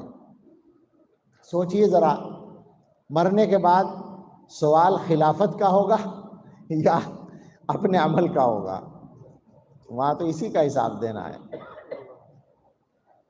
کیا ایسا نہیں ہوگا کہ ہم جیسے خلیفہ کہلانے والے لوگوں سے ہزاروں درجے جنت میں اوپر ایسے لوگ ہوں جو شاید عالم بھی نہ ہوں، جو کسی کے خلیفہ بھی نہ ہوں؟ اصل تو مقصد جنت میں جانا ہے اور جنت کے اونچے درجے حاصل کرنا ہے، اسی کو سامنے رکھیں، اور جب نیت صحیح ہوگی تو سارے فائدے حاصل ہوں گے۔ بہرحال 2-3 باتیں جو خاص طور سے میں نے ارادہ کیا تھا کہنے کا، میرا خیال ہے کہ وہ میں کہہ چکا ہوں، بات کو بے ضرورت لمبا نہیں کرنا چاہیے۔ حضرت مولانا مفتی عبدالحمید صاحب کو مبارکباد بھی پیش کرتے ہیں، اور ایک بات یہ بھی کہنا چاہتے ہیں کہ مفتی عبدالحمید صاحب اس علاقے میں ماشاءاللہ اچھا کام کر رہے ہیں، اور مبالغہ نہیں کریں گے، اچھا کام کر رہے ہیں، اچھا تو کر ہی رہے ہیں، اور واقعہ یہ ہے کہ بہت سی جگہ پر ان کے ذریعے ماحول بن رہا ہے اس نئے علاقے میں بھی، اور یہ بھی ہو سکتا ہے کہ ان سے کچھ غلطیاں بھی ہوتی ہوں، تو اتفاق سے یہ بات ہے نا کہ انسان بھی ہیں، تو انسان سے تو غلطی ہو سکتی ہے، سبھی سے ہوتی ہے، لہٰذا کسی کی غلطی کی وجہ سے مخالفت کرنا مناسب نہیں ہے۔ مجموعی اعتبار سے اگر کسی کی شخصیت سے فائدہ ہو رہا ہے تو غلطی کو یا تو نظر انداز کرو یا اس سے بات کرو خود براہ راست، اس کے خلاف کوئی بات کرتے پھرو، اس سے کوئی میرے ذہن میں کوئی بات نہیں ہے، یہ بھی سمجھ لیں کہ کوئی مجھ سے کچھ کہا نہیں ہے کسی نے، انہوں نے تو کچھ بھی نہیں کہا، ان سے تو کوئی تفصیلی بات ہی نہیں ہوئی ہے، لیکن چونکہ آج کل کا مزاج ہے اس لیے میں کہہ رہا ہوں، اور یہ بھی کہتا ہوں، مفتی صاحب سے بھی کہتا ہوں، حالانکہ یہ بہت زیادہ مجھ سے میرے مقابلے میں بہت زیادہ اہل ہیں، اور خلیفہ تو پتہ نہیں کتنے لوگوں کے ہیں، میں تو ایک ہی عدد ہوں، کتنے؟ 9۔ اب اور نہ لیجو بھائی، ورنہ تو کبھی ہم پھر تو ہمیں ملنا ہی مشکل ہو جائے گا آپ سے، تو ماشاءاللہ۔ لیکن بہرحال میری داڑھی زیادہ سفید ہے اس لیے میں گستاخی بھی کر سکتا ہوں، بلکہ کرنا چاہتا ہوں، چاہے کر سکوں یا نہ کر سکوں، حق ہو یا نہ ہو، لیکن گستاخی بھی کرتا ہوں کہ جب کوئی آدمی عوامی زندگی میں کام کرتا ہے، اور خاص طور سے 2 لائنوں میں، سلوک کی لائن میں یا مدرسے کی لائن میں، تو اس پر لوگوں کا جو کیمرہ ہے وہ بہت مضبوطی کے ساتھ سیٹ رہتا ہے، اور اس کے ہر قول و ہر عمل پر لوگوں کی نگاہ رہتی ہے، اور ظاہر ہے کہ جو آدمی گویا محبت کے بغیر آپ پر نظر رکھ رہا ہے تو وہ تو آپ کی اچھی چیز کو بھی خراب بتائے گا، ایسا ہوتا ہے۔ تو اس لیے ہم سبھی کو، صرف مفتی صاحب کے لیے یہ بات نہیں ہے، ہم سبھی کے لیے یہ بات ہے جو بھی ہم ان میدانوں میں کام کرنے والے ہیں، کہ ہمیں احتیاط سے زندگی گزارنی چاہیے۔ حضرات علماء یہاں بڑی تعداد میں ہیں، اور علماء کو خاص طور سے جو مسجدوں میں امامت کا فریضہ انجام دیتے ہیں، ذمہ داری انجام دیتے ہیں، اور جو حضرات مدرسوں کی ذمہ داریوں پر ہیں، ان کو خاص طور سے اپنے مسلمان بھائیوں کی تنقید کا اور ان کی نگرانی کا نشانہ بننا ہوتا ہے۔ تو ایک بات ہمیشہ یاد رکھیں، ہم اور آپ جو بھی علماء کہلاتے ہیں، ہم معصوم نہیں ہیں، ہم سے غلطیاں ہوں گی، اور ہمارے مسلمان بھائیوں کو بھی یہ بات یاد رکھنی چاہیے کہ یہ بھی انسان ہیں، ان سے بھی غلطی ہو سکتی ہے۔ اگر گناہ بھی ہو جائے، بڑا گناہ بھی کوئی ہو جائے، تو کیا گناہوں کی توبہ نہیں ہوتی اللہ کے ہاں؟ توبہ بھی ہو جائے گی۔ یہ ذہن میں رکھ کر معاملہ کرنا چاہیے، مگر بہرحال ہم لوگوں کو 1-2 چیزوں کے سلسلے میں بہت زیادہ محتاط ہونا چاہیے، خاص طور سے مالیات کے معاملے میں، پیسے کے معاملے میں۔ اگر عالم کے مزاج میں احتیاط ہے تو میں سچ کہتا ہوں کہ یہ مسلمان اس کو سب سے زیادہ پیسہ دیتے ہیں۔ پھر آپ سے بے احتیاطی اگر ہوتی ہے تو لوگ اعتماد ختم کر دیتے ہیں، اور جب آپ محتاط ہوتے ہیں تو پھر یہی مسلمان ہیں جو آپ کی خدمت کرتے ہیں۔ اور عالم کو عزت دلانے والی جو چیزیں ہیں، ان میں سب سے شاید مضبوط چیز یہ ہے کہ اس کی طبیعت میں لالچ نہ ہو، اس کے اندر بے نیازی ہو۔ ہمارے اکابر نے بے نیازی کے بہت سارے نمونے چھوڑے ہیں، حالانکہ ان کے کام بھی اسی طرح چلتے تھے جیسے ہمارے چلتے ہیں، وہ کوئی فرشتے تو نہیں تھے، ساری ضروریات ان کے ساتھ تھیں۔ حکیم الامت حضرت تھانوی رحمۃ اللہ علیہ کے یہاں ہدایہ آتے تھے باقاعدہ، اور اصول مقرر تھے قبول ہونے نہ ہونے کے۔ تو عجیب واقعہ ہے، 1,00,000 نواب صاحب تھے شاید ڈھاکہ کے، 1,00,000 ہدیے کی وہ کی انہوں نے، اور حضرت کے اصول کے خلاف اس میں ان سے کچھ ہو گیا، حضرت نے انکار کر دیا لینے سے۔ تو ان کا یہ خط آیا کہ حضرت قبول کر لینا چاہیے تھا، 1,00,000 ہدیہ دینے والا کون مرید ملے گا؟ تو حضرت نے چھوٹا سا جواب لکھ دیا کہ 1,00,000 واپس کرنے والا پیر بھی نہیں ملے گا۔ اور اس زمانے کا 1,00,000 میں سمجھتا ہوں 50 کروڑ سے کم نہیں ہوگا اس زمانے کی، آسانی سے واپس کر دیا۔ ہمارے اکابر کے یہاں اس کا بڑا اہتمام تھا، حالانکہ وہی حضرت تھانوی رحمۃ اللہ علیہ چھوٹے چھوٹے ہدیے قبول کرتے تھے، بڑے بھی کرتے تھے چھوٹے بھی کرتے تھے، مگر شریعت اور اصول کے مطابق۔ شیخ الاسلام حضرت مدنی رحمۃ اللہ علیہ، ان کا ایک اصول تھا کہ وہ جلسے میں جاتے تھے تو کرائے کے علاوہ نہیں لیتے تھے، چاہے جتنی مشقت اٹھاتے تھے، لکھتے تھے باقاعدہ۔ اس زمانے میں ہماری طرح آسانی تو تھی نہیں کہ ہوائی جہاز کا ٹکٹ بھی موبائل میں پہنچ گیا اور صاحب ٹیکسی میں بیٹھ کے ایئرپورٹ آ گئے اور دوسری ٹیکسی میں بیٹھ کے یہاں آ گئے۔ وہاں تو یہ تھا کہ تانگے میں بیٹھیں گے تو اسٹیشن پہنچیں گے، پھر وہاں ٹکٹ لیں گے اور پھر راستے میں ایک دن کا سفر ہے تو اس میں مثلاً کھانا کھائیں گے یا ناشتہ کریں گے، اور وہ حضرات تو عام طور سے کھانا ساتھ ہی لے کے چلتے تھے۔ بہرحال وہ لکھا کرتے تھے سارا خرچ، اور وہاں پہنچنے تک جتنا خرچہ ہوا اس کا ڈبل کر کے لے لیا کرتے تھے، وہ جتنا بھی ہو۔ 1932 کی بات ہے یا اس سے بھی پہلے کی، مطلب 100 برس کے قریب ہو رہے ہیں۔ سیوہارا میں ایک جلسہ ہوا، بڑا جلسہ، کوئی ہمارا جو بجنور میں سیوہارا مجاہد ملت کا وطن، اس میں حضرت مدنی رحمۃ اللہ علیہ تشریف لائے۔ نہیں 32 کی بات نہیں ہے، پہلے کی بات ہے، چونکہ حضرت دیوبند نہیں آئے تھے اس وقت، حضرت دیوبند آ گئے 1926-27 میں، تو اس سے پہلے کی بات ہے، غالباً 1922 کی نہ ہو۔ تو کلکتہ سے تشریف لائے، ان لوگوں نے 100 روپے ہدیہ مقرر کیا تھا مقررین کے لیے۔ 100 روپے، اب سے 100 سال پہلے 100 روپے تنخواہ نہیں ہوتی تھی مدرسوں میں، تنخواہ سے زیادہ ہدیہ، لیکن حضرت نے جو اصول تھا اس کے مطابق واپس کر دیا، نہیں لیا۔ ایک مرتبہ دلی تشریف لے گئے، جمعیت علماء کا دفتر تھا گلی قاسم جان میں، تو جب حضرت پہنچے تو مسجد میں جماعت ہو چکی تھی، لہٰذا دفتر میں ہی پڑھنی تھی نماز، اور کئی لوگ جمع تھے تو یہ ہوا کہ چلو جماعت کر لیں۔ حضرت جو وضو کر کے آئے تو دیکھا کہ نئی چٹائی بچھی ہوئی ہے، تو حضرت نے فرمایا کہ شاید ناظم صاحب نے، یعنی مجاہد ملت مولانا حفظ الرحمن صاحب نے یا مولانا محمد میاں صاحب مراد ہوں گے، ناظم صاحب نے نئی چٹائیاں منگائی ہیں دفتر کے لیے۔ تو کسی نے بتایا کہ نہیں حضرت یہ دفتر کی نہیں ہے، بلکہ فلاں صاحب جو دکان کرتے ہیں چٹائی کی برابر میں، ان کو جب پتہ چلا کہ آپ نماز پڑھیں گے تو انہوں نے اپنی دکان سے لا کے نئی چٹائی بچھا دی۔ تو حضرت نے فرمایا کہ اس کو اٹھا لو، اس لیے کہ اب ہمارے نماز پڑھنے کے بعد یہ اس کو لپیٹ کے پھر دکان میں لے جا کے رکھ دیں گے، اور دکان میں رکھنے کا مطلب یہ ہے کہ گاہک یہ سمجھ کر خریدے گا کہ یہ نئی چٹائی ہے، حالانکہ یہ استعمال ہو چکی ہوگی۔ یہ ہے تقویٰ ان حضرات کا۔ تو علماء کے لیے بہترین ہتھیار ہے، یعنی میری اپیل یہ نہیں ہے کہ آپ ہدیہ لینا بند کر دیں، میں ہی نہیں بند کرتا، کہاں سے کریں گے، میں آپ سے کیسے کہوں گا، لیکن لالچ نہ ہو، بے نیازی کا انداز ہو۔ میں اپنے احباب سے ایک بات کہا کرتا ہوں، فضلاء سے خاص طور سے، شریعت کے خلاف اور اپنی غیرت کے خلاف قبول نہ کرو، بس اتنا ہی کافی ہے۔ شریعت کے خلاف نہ ہو، یعنی مشتبہ مال نہ ہو، حرام مال نہ ہو۔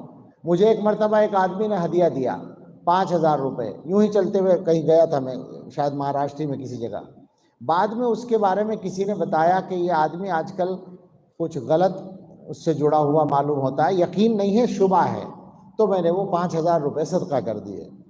ایک جگہ مجھے ایک آدمی نے 2000 روپے ہدیہ دے دیے، اور بعد میں پتہ چلا کہ وہ بینک کا ملازم ہے اور کوئی ذریعہ معاش نہیں ہے، تو میں نے وہ صدقہ کر دیا۔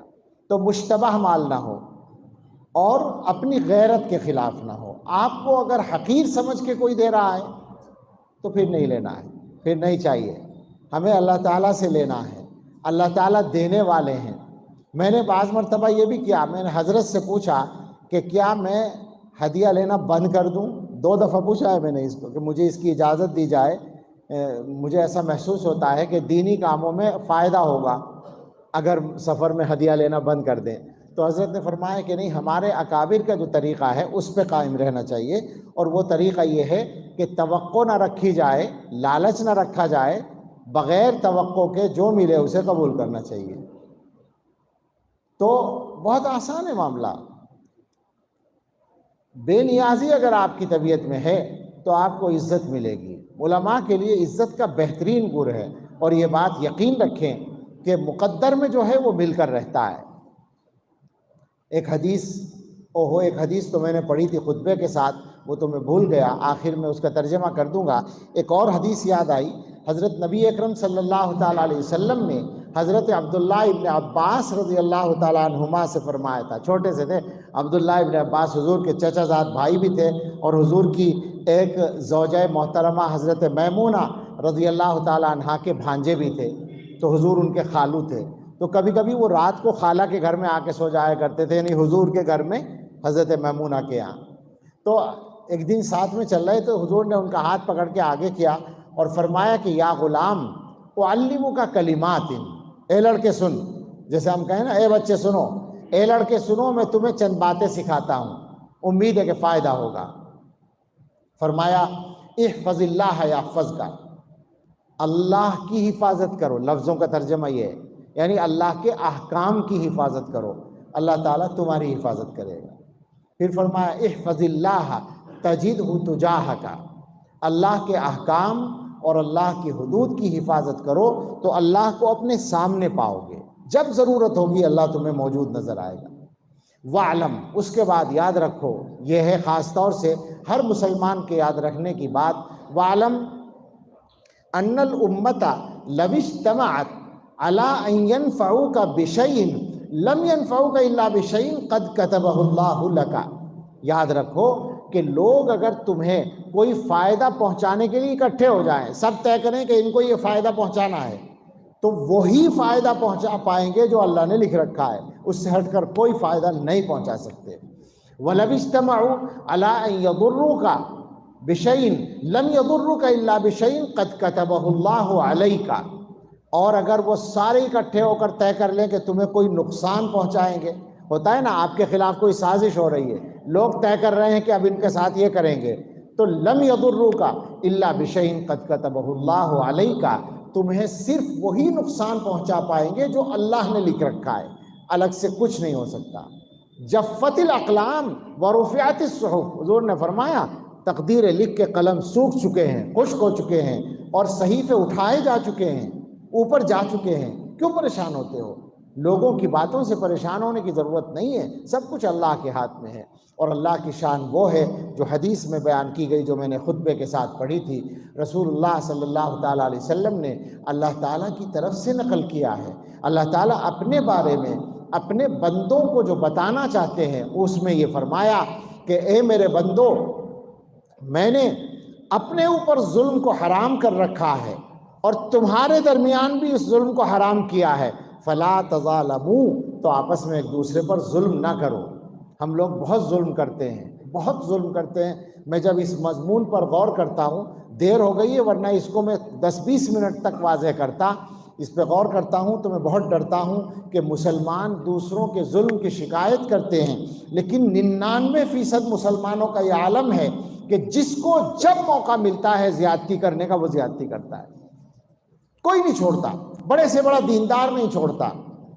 ایک آدمی مسجد کا متولی ہے اور امام کے ساتھ اس کو ناانصافی کرنے کا موقع مل جائے تو چھوڑتا ہے کبھی وہ؟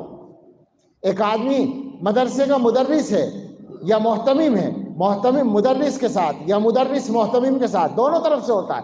ہمارے یہاں بھی عجیب ہے، کمزور طاقتور پر بھی ظلم کرتا ہے، طاقتور کمزور پر بھی ظلم کرتا ہے، دونوں طرح ہوتا ہے۔ یہ نہ سمجھیں آپ کہ طاقتور ہی کرتا ہے، کمزور نہیں کرتا۔ شوہر بیوی پر، بیوی شوہر پر، جس کو جہاں موقع ملتا ہے۔ 4 بھائی ہیں، اگر برابر طاقت کے ہیں تو سب میں تقسیم ہو جائے گا برابری سے، اور اگر کوئی ایک زیادہ طاقتور ہے تو زیادہ وہ لے گا، لازمی لے گا، 99% لے گا۔ کیا مطلب؟ موقع ملتا ہے تو ہم ظلم سے چوکتے نہیں ہیں۔ اللہ نے فرمایا ظلم نہ کرو، اور اس کے بعد فرمایا سنو تم ہو کون، اپنی حیثیت جانو۔ فرمایا کہ تم میں سے ہر ایک گمراہ ہے سوائے اس کے جسے میں ہدایت دوں، تو مجھ سے ہدایت مانگو میں تمہیں ہدایت دوں گا۔ فرمایا کہ یا عبادی کلکم جائع الا من اطعمتہ فاستطعمونی اطعمکم، اے میرے بندو تم میں سے ہر ایک بھوکا ہے سوائے اس کے جسے میں کھلاؤں، مجھ سے مانگو کھانا میں کھلاؤں گا۔ فرمایا یا عبادی کلکم عار الا من کسوتہ فاستکسونی اکسکم، اے میرے بندو تم میں سے ہر ایک بے لباس ہے سوائے اس کے جسے میں کپڑا پہناؤں، مجھ سے مانگو میں تمہیں کپڑا پہناؤں گا۔ اور فرمایا اگر تمہارے اول و آخر، شروع سے آخر تک کے تمام انسان، تمام جنات اجتماع، فرمایا کہ کانوا علی اتقی قلب رجل منکم، تم میں جو سب سے زیادہ متقی انسان ہے، مجھ سے ڈرنے والا، جیسے حضرت محمد صلی اللہ علیہ وسلم، ایسے سب ہو جائیں سارے انسان، تو اس سے میری بادشاہت میں کوئی اضافہ نہیں ہوگا. ما زاد ذالک فی ملکی شیئا ولو ان اولکم وآخرکم وانسکم وجنکم، یہ سارے کے سارے مل کر کانوا علی افجر قلب رجل منکم، بدترین نافرمان بن جائیں جیسے ابلیس، تو ما نقص ذالک من ملکی شیئا، میری بادشاہت میں کوئی کمی نہیں آئے گی. اور فرمایا سارے کے سارے اگر جمع ہو جائیں ایک میدان میں اور تم میں سے ہر ایک اپنی خواہش مانگے، جو جی چاہے وہ مانگے، اور میں ہر ایک کی خواہش پوری کر دوں، وَأَعْطَيْتُ كُلَّ وَاحِدٍ مَسْأَلَتَهُ، سب کو دے دوں، جو مانگے وہ دے دوں. ساری دنیا کے انسانوں کو، ساری تاریخ کے انسانوں کو اور جنات کو سب کی خواہشیں پوری کر کے اور مطمئن کر دوں کہ جس کو جو چاہیے لے لو، تو ما نقص ذالک مما عندی الا کما ینقص المخیط اذا ادخل البحر. اس سب کے دینے کے بعد میرے پاس جو خزانے ہیں ان میں ایسی کمی آئے گی جیسے سمندر میں سوئی ڈال کے نکالی جائے. ایک سوئی پر سمندر کا کتنا پانی خرچ ہوگا؟ کوئی کمپیوٹر بتا سکے گا کہ سمندر میں کتنی کمی آئی ہے؟ ایک بالٹی میں کمی نہیں آئے گی. سمندر تو سمندر ہے. یہ اللہ تعالیٰ کی شان ہے اور اللہ کے خزانوں کی وسعت کا اور کثرت کا یہ عالم ہے. تو ہمیں سب کو اللہ کا بندہ بن کر رہنے کی ضرورت ہے، اور ان ساری سرگرمیوں کا خلاصہ یہی ہے کہ ہم اللہ کے اچھے بندے بن جائیں. جو آدمی جتنا اچھا بندہ ہے اتنا ہی وہ اللہ کی نظر میں محبوب ہے. اللہ تعالی ہمیں اپنے اچھے بندوں میں شامل فرمائے اور ہم سب کا خاتمہ اور انجام اچھا فرمائے، اور اس مجلس کو اور تمام مجلسوں کو اللہ قبول فرمائے. آمین. وآخر دعوانا ان الحمدللہ رب العالمین. اچھا جی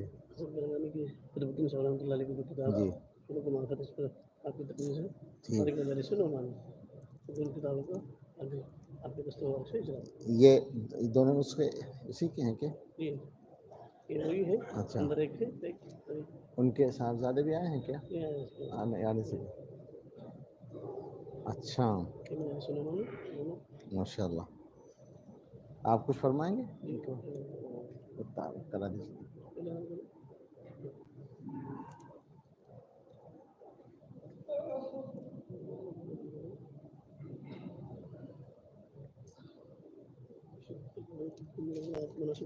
اکادمیوں کے مکمل ادب اور احترام کے ساتھ آپ تمام سامعین سے ایک ضروری اعلان یہ ہے، جیسا کہ یہ بات ہمارے علم میں ہے کہ اس سے روزہ اجتماع کا ماحول اور یہ اعتکاف کا نظام حضرت مفتی عبدالحمید صاحب دامت برکاتہ کی نگرانی میں اور خانقاہ فیض صالحین کے ماتحتی میں ہو رہا ہے.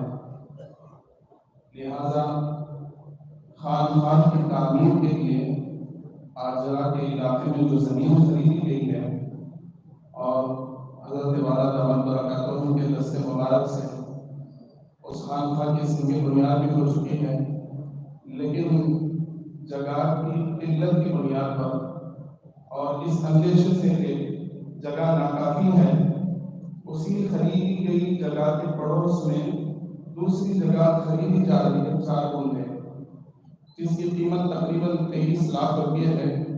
اس میں سے 6 لاکھ روپے ادا کر دیے گئے، بقیہ رقم ادا کرنی باقی ہے. اس لیے اس میں ہر کسی کا حصہ لگ جائے، ہر فرد کا مال بھی لگے، تاکہ ہمارا مال اللہ کی بارگاہ میں قبول ہو.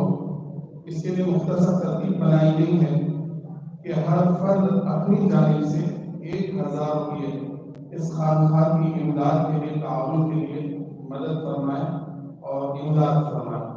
اور ہم آئے ہوئے تمام اکابرین کا استقبال کرتے ہیں تہ دل سے، دل کی گہرائیوں سے اہلاً و سہلاً مرحبا کہتے ہیں. اور ہم دعاؤں میں ان اکابرین کے حق میں اللہ کے سائے کو پوری امت پر تابع قائم فرمائے، اور اللہ رب العزت ان اکابرین کو صحت کاملہ عاجلہ مستقبلہ دائمہ نصیب فرمائے.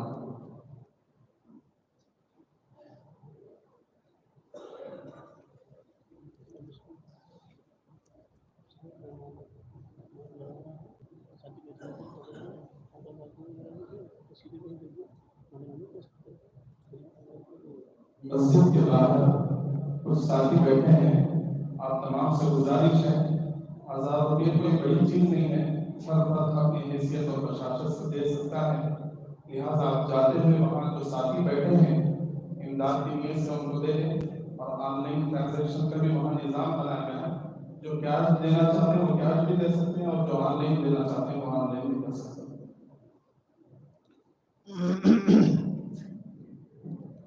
یہ حضرت قطب الدین ملا صاحب رحمۃ اللہ علیہ کی 2 کتابیں ہیں جن کا اس وقت اجرا ہو رہا ہے۔ ایک کتاب ہے مجالس نعمانی کی خصوصیات، اس میں حضرت مولانا منظور نعمانی قدس اللہ سرہ کی مجالس کی خصوصیات اور ان کی کچھ مجالس کی تفصیلات ہیں، اور جو ملا صاحب رحمۃ اللہ علیہ نے جمع کی ہیں۔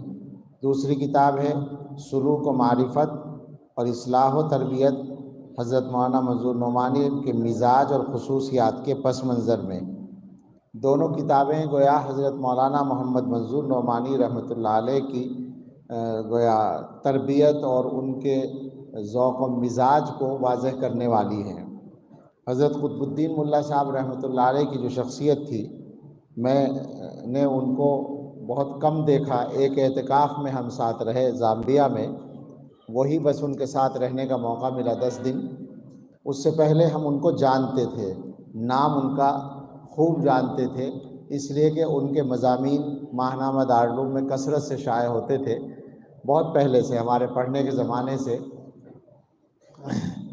اس میں مجھے یاد آتا ہے لکھا ہوا ہوتا تھا قطب الدین ملا MA B.Ed بیلگام، ایسا کچھ لکھا ہوا ہوتا تھا۔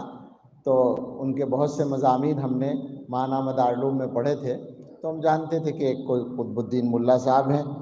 زامبیا میں پتہ چلا کہ یہ بزرگ آئے ہوئے ہیں اور حضرت کے خلفاء میں سے ہیں، تو پھر ان سے بڑی مناسبت ہوئی، میرا ان کے ساتھ پھر اعتکاف میں بہت بیٹھنا ہوا، اور وہ بھی مجھ سے بہت مانوس رہے، اور باقی وہ کامل شخصیت تھی۔ اور ان کی تربیت خاص طور پر حضرت مولانا منظور نعمانی رحمۃ اللہ علیہ کے یہاں ہوئی تھی۔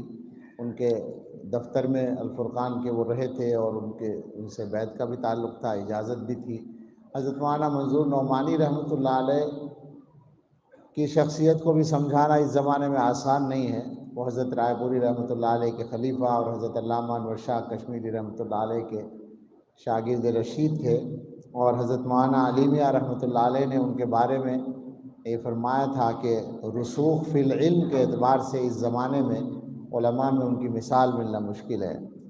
تو ان سے ملا صاحب کا تعلق تھا، اور آخر میں وہ حضرت کے یہاں پہنچے تو حضرت ایسے لوگوں کو، ایسے جوہروں کو بہت جلدی پہچان لیتے ہیں، تو اسی کے مطابق حضرت کے یہاں سے بھی ان کو خلافت ملی تھی۔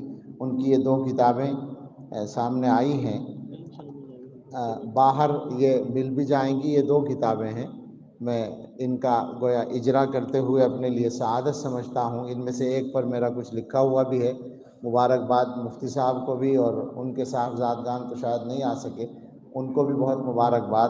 اللہ تعالیٰ حضرت قطب الدین ملا صاحب رحمۃ اللہ علیہ کے درجے بلند فرمائے، اور ان کے تمام اعمال کا ان کو بہترین ثواب۔ اچھا، یہ ہوتا ہے اجرا، ہمیں کچھ آتا ہی نہیں، آج کل کے جو سلیقے ہیں وہ نہیں آتے۔ چلیے صاحب، یہ ہوا ہے، اس میں سے الگ کر لیا اس کو۔ اب کیا کریں؟ دعا آپ کرا دیں؟ وہاں مجاہد صاحب آپ کرا دیجیے دعا۔ جی، سب ساتھیوں کی بہت ادباً دلی تمنا ہے، بس تھوڑی سی زحمت یقین ہو گیا، نہیں زحمت تو کچھ نہیں، تو بس انشاءاللہ برابر کروا دیں گے، بس اس کی زحمت وغیرہ مکافی سب کا نقصان ہوگا۔ نہیں ٹھیک، بس ایک درخواست کو بہتر، ٹھیک، دعا کر لیں۔ مولانا آپ دعا کرا دیتے ہیں۔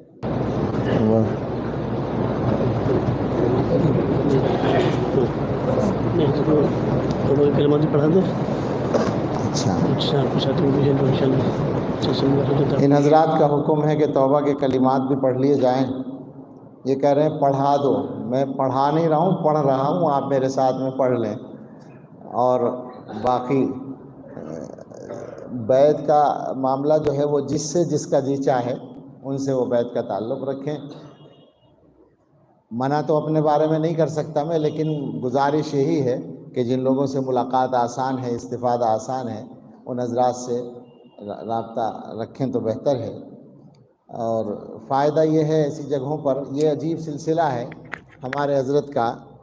عام طور پر ہمارے مشائخ کے یہاں بیعت کے سلسلے میں کچھ شرطیں اور احتیاطیں عمل میں رہی ہیں اکابر کے یہاں. اگرچہ اس زمانے میں ہمارے سلسلہ چشتیہ کے مشائخ کے یہاں بھی اکثر کے یہاں وہ سختی نہیں ہے، لیکن ہمارے حضرت کے یہاں اس سلسلے میں اور زیادہ توسع ہے. اور ہم یہ سمجھتے ہیں کہ تمام ہی مشائخ کو، میں چھوٹا منہ بڑی بات کر رہا ہوں، لیکن میں گزارش کرتا ہوں تمام ہی سلسلوں کے مشائخ سے کہ کم از کم بیعت کے کام کو تو آسان بنا ہی دیں. آپ کے پاس اگر کوئی آدمی آ رہا ہے اور یہ کہتا ہے کہ میں آپ سے بیعت ہونا چاہتا ہوں، تو اس کا مطلب یہ ہے کہ اسے کچھ نہ کچھ اپنی اصلاح کی فکر ہے. آپ اسے اپنے سے جوڑ ضرور لیں، اس کا فائدہ ہو جائے گا. باقی یہ کہ وہ کتنا اس کو فائدہ پہنچے گا کتنا نہیں، وہ بات کی بات ہے، لیکن کم سے کم وہ اہل حق سے جڑ جائے گا. یہ میری سچی بات یہ ہے کہ تمام سلسلوں کے مشائخ سے اپیل ہے، پہلے بھی میں نے کہیں کہا ہے، آج پھر کہتا ہوں. ورنہ اس زمانے میں بھی ہمارے علاقوں تک میں، جو ہمارے یعنی دیوبند سے قریب کے علاقے ہیں، اکابر کے جو علاقے ہیں، ان تک میں آج بھی بعض گاؤں میں ایسے پیر آتے ہیں جو مرید بناتے ہیں اور ہدیے لے کر 6 مہینے کی نمازیں معاف کر کے چلے جاتے ہیں. آج بھی ہے یہ، میں جانتا ہوں ان گاؤں کو. تو اس وجہ سے اگلے 6 مہینے کے لیے پھر آئیں گے. سال بھر کی نہیں کرتے معاف، ایک ساتھ 6 مہینے کی کرتے ہیں. اللہ غارت کرے ان کم بختوں کو اور ان جاہلوں کو ہدایت دے. تو اس لیے میں کہتا ہوں اہل حق تمام ہی مشائخ سے، وہ کسی بھی بزرگ کے مجاز ہوں اور کسی بھی سلسلے سے تعلق ہو، کہ اس معاملے کو بہرحال آسان کریں. ہمارے حضرت کا جو معاملہ ہے وہ تو ایسا ہے جیسے عالمی طور پر تحریک توبہ ہو. توبہ کی تحریک ہے یہ. اب اس توبہ کرنے کے بعد جو آدمی اس توبہ کو مضبوط کرنے میں کامیاب ہو جاتا ہے، محنت کرتا ہے، تعلق رکھتا ہے، وہ آگے بڑھ جاتا ہے. لیکن کم سے کم توبہ تو ہر آدمی کر ہی لیتا ہے. تو اس لیے توبہ کے کلمات پڑھ لیں. بسم اللہ الرحمن الرحیم. لا الہ الا اللہ محمد الرسول اللہ. آمنت باللہ و ملائکتہ و کتبہ و رسلہ والیوم الآخر والقدر خیرہ و شرہ من اللہ تعالی والبعث بعد الموت. آمنت باللہ کما ہوا باسمائہ و صفاتہ وقبلت جمیع احکامہ اقرار باللسان و تصدیق بالقلب. اشہد ان لا الہ الا اللہ و اشہد ان محمدا عبدہ و رسولہ. استغفر اللہ ربی من کل ذنب و اتوب الیہ. باقی معمولات تو سب جانتے ہی ہیں. معمولات کے سلسلے میں اتنا ضرور کہنا چاہوں گا کہ اللہ کے واسطے معمولات کی پابندی کریں، اور خاص طور سے مراقبے کی پابندی کریں. 80% یا اس سے بھی زیادہ سالکین وہ ہیں جو تسبیح پڑھ لیتے ہیں، مراقبہ نہیں کرتے. اور وہ یوں کہیں گے کہ حضرت ذکر تو کر لیتے ہیں، مراقبہ نہیں ہو پاتا. ارے بندہ خدا، اصل ذکر مراقبہ ہی ہے. وہ تو عبادتیں ہیں ساری. یہ سمجھ لیں اچھی طرح سے، استغفار، درود شریف، تلاوت قرآن، یہ سب عبادتیں ہیں. آپ جنید بغدادی بھی بن جائیں تو بھی آپ کو وہ کرنا ہی ہے، تو عبادت کرنی ہے. لیکن مراقبہ جو ہے وہ علاج ہے، وہ بیماریوں کا علاج ہے. علاج اسی سے ہوتا ہے اور یقیناً ہوتا ہے. جس آدمی نے پابندی سے کر لیا اس کو تجربہ ہے، اس کے لیے کتنا آسان ہوا ہے گناہوں سے پیچھا چھڑانا. تو اس لیے معمولات میں خاص طور سے مراقبے پر ضرور دھیان دیں. اگر آپ سے لمبا نہیں بیٹھا جاتا، اول تو جب عادت ڈالیں گے بیٹھا جائے گا، لیکن شروع میں آپ ہر نماز کے ساتھ 5 منٹ کر لیا کریں، اتنا تو کر ہی سکتے ہیں، ہر نماز کے ساتھ 5 منٹ بیٹھیں گے تو 25 منٹ روزانہ ہو جائے گا، پھر کچھ دنوں کے بعد ایک وقت میں 25 منٹ بیٹھنا شروع کر دیں، آسان ہو جائے گا، فائدہ بہت ہوگا۔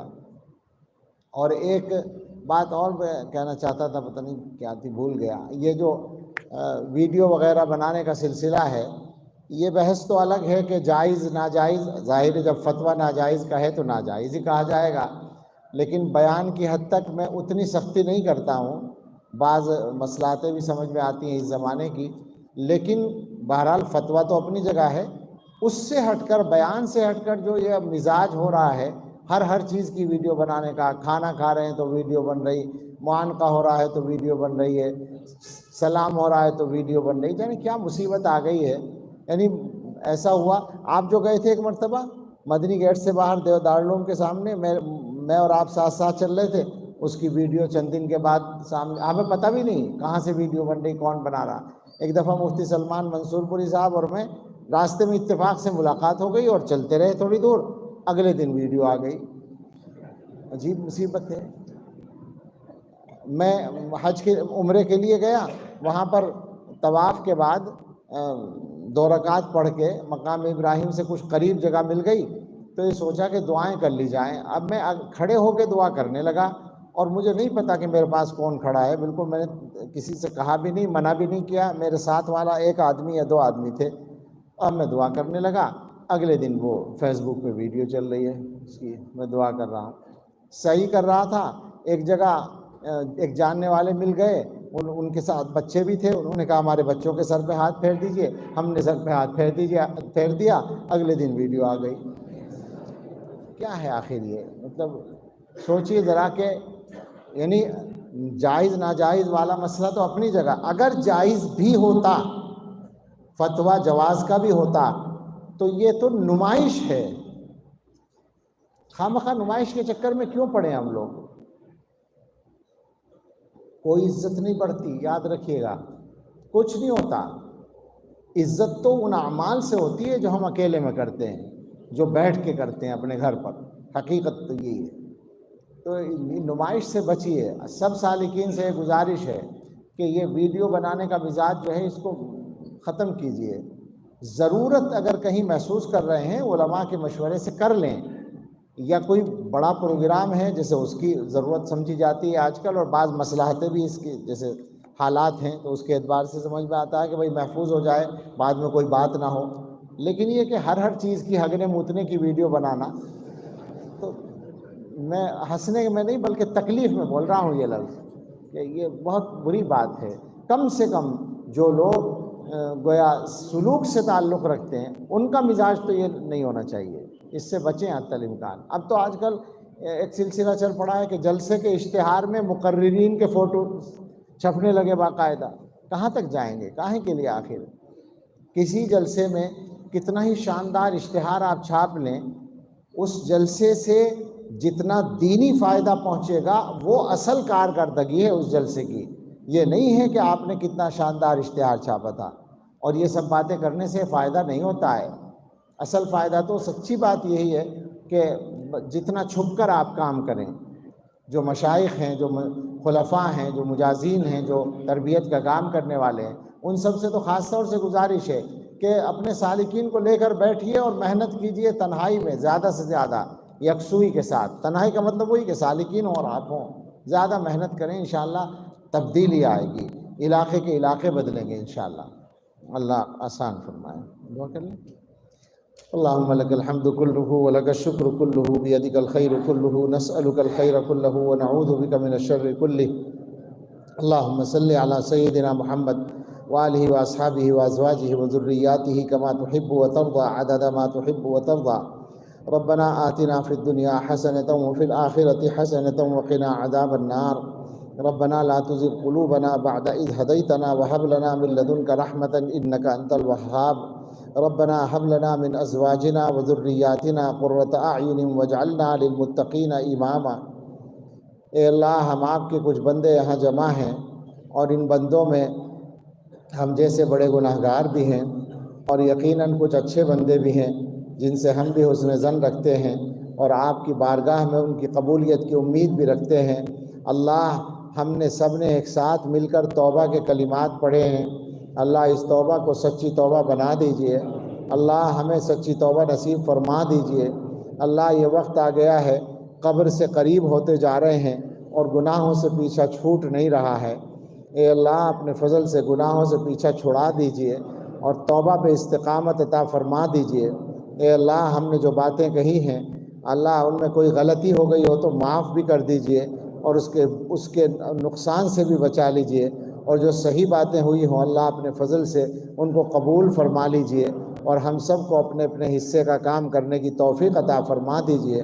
اے اللہ ہمارے علماء، ہمارے مشائخ، ہمارے اکابر، ہمارے اساتذہ مدارس کے ذریعے، خانقاہوں کے ذریعے، دعوت و تبلیغ کے ذریعے اور تصنیف و تالیف کے ذریعے اور وعظ و نصیحت کے ذریعے اللہ جو کام کر رہے ہیں، اے اللہ یہ شیطان کی تحریکات کے مقابلے میں اپنی بساط بھر کوشش ہے، اللہ ان کوششوں میں برکتیں ڈال دیجئے اور قبولیت ڈال دیجئے اور نافع بنا دیجئے۔ اللہ ہم سب کو اخلاص نیت عطا فرما دیجئے، اللہ صحیح نیت سے کام کرنے والا بنا دیجئے۔ اللہ ہم نام لیوا ان اکابر کے ہیں جن کے اخلاص کی قسم کھائی جا سکتی ہے، اللہ ہمیں بھی ان کا صحیح جانشین بنا دیجئے اور ان کے نام پہ دھبا بننے سے محفوظ فرما دیجئے۔ اے اللہ ہمارے حضرت جی دامت برکاتہم اور ہمارے علماء، اساتذہ، مشائخ جو بھی بیمار ہوں یا عمر کے کمزوری کے مرحلے میں ہوں، اللہ ان کو سب کو صحت و قوت عطا فرما دیجئے۔ اللہ ہم میں اور اس پورے مجمع میں اور ہمارے گھروں میں اور ہمارے رشتہ داروں میں اور متعلقین میں جو بیمار ہوں اللہ سب کو صحت عطا فرما دیجئے۔ میرے بہنوں ایک بیمار ہیں شدید، اللہ ان کو بھی صحت عطا فرما دیجئے۔ اے اللہ جسمانی اور اخلاقی بیماریوں سے شفا دے دیجئے۔ اللہ ہم میں بہت سے لوگ قرضوں کے بوجھ میں دبے ہوئے ہیں، اپنے فضل سے اللہ ہم سب کے قرض ادا کرا دیجئے، اللہ قرضوں سے سبکدوش فرما دیجئے۔ اللہ بہت سے لوگ بے گھر ہیں، آرام دہ گھر عطا فرما دیجئے۔ بہت سے لوگ بے روزگار ہیں، اللہ بے روزگاروں کو بابرکت حلال روزگار دے دیجئے۔ جن کے کاموں میں رکاوٹیں آ رہی ہیں اللہ ان کو دور کر کے برکتیں عطا فرما دیجئے۔ اللہ ہماری اولادوں کے سلسلے میں ہماری اچھی تمنائیں پوری فرما دیجئے، ہماری اولادوں کو ہم سے اچھی زندگی عطا فرما دیجئے۔ اے اللہ یہ امت جن حالات سے گزر رہی ہے وہ آپ کے سامنے ہیں، اللہ ہم اقرار کرتے ہیں کہ ہمارے گناہ ان حالات سے بھی کہیں زیادہ خراب ہیں، لیکن اے اللہ ہمارا واسطہ ایک مہربان رب سے ہے، رب رحمان الرحیم سے ہے،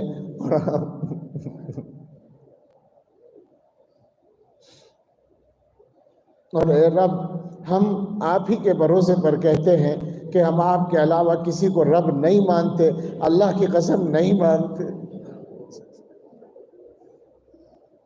اے اللہ ہم آپ ہی کا کلمہ پڑھتے ہیں، اللہ ہم چاہے جتنے گندے ہوں، ہمارا نام مسلمان ہے اور ہمیں آپ کے محبوب صلی اللہ علیہ وسلم کی نسبت سے جانا جاتا ہے، اور اللہ جب ہمارا کوئی حال خراب ہوتا ہے تو حضور کی نسبت پر بات آتی ہے، اللہ کچھ دریدہ دہن کہہ بھی دیتے ہیں۔ اے اللہ ہم وہی بات کہتے ہیں جو ہمارے شاعر نے کہی تھی کہ حق پرستوں کی اگر کی تو نے دل جوئی نہیں، تانا دیں گے بدھ کے مسلم کا خدا کوئی نہیں۔ اللہ آپ تو سب کے خدا ہیں، اللہ آپ تو سب کے رب ہیں اور ایمان والوں کے اوپر تو بہت مہربان ہیں۔ اللہ اپنا فضل فرما دیجئے، ذلت سے نکال دیجئے۔ اللہ یہ جو عزتیں خطروں میں پڑی ہیں، اللہ یہ جو جانوں کے خطرے پیش آ رہے ہیں، اے اللہ اپنی حفاظت کا لشکر اتار دیجئے۔ اے اللہ یہ جو ایمان کے لیے خطرے سامنے آ رہے ہیں، اللہ کفر یا نعرے لگانے پہ اکیلے آدمی کو مجبور کیا جاتا ہے، اللہ بچا لیجئے، اللہ ایمان کو بچا لیجئے، اور اپنی حفاظت والے لشکر زمین پر اتار دیجئے۔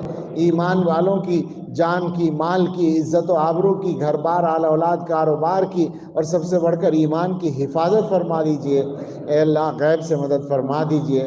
اللہ اپنی نصرت نازل فرما دیجئے۔ اللہ ہمارے ملک میں بھی امن و امان عطا فرمائیے۔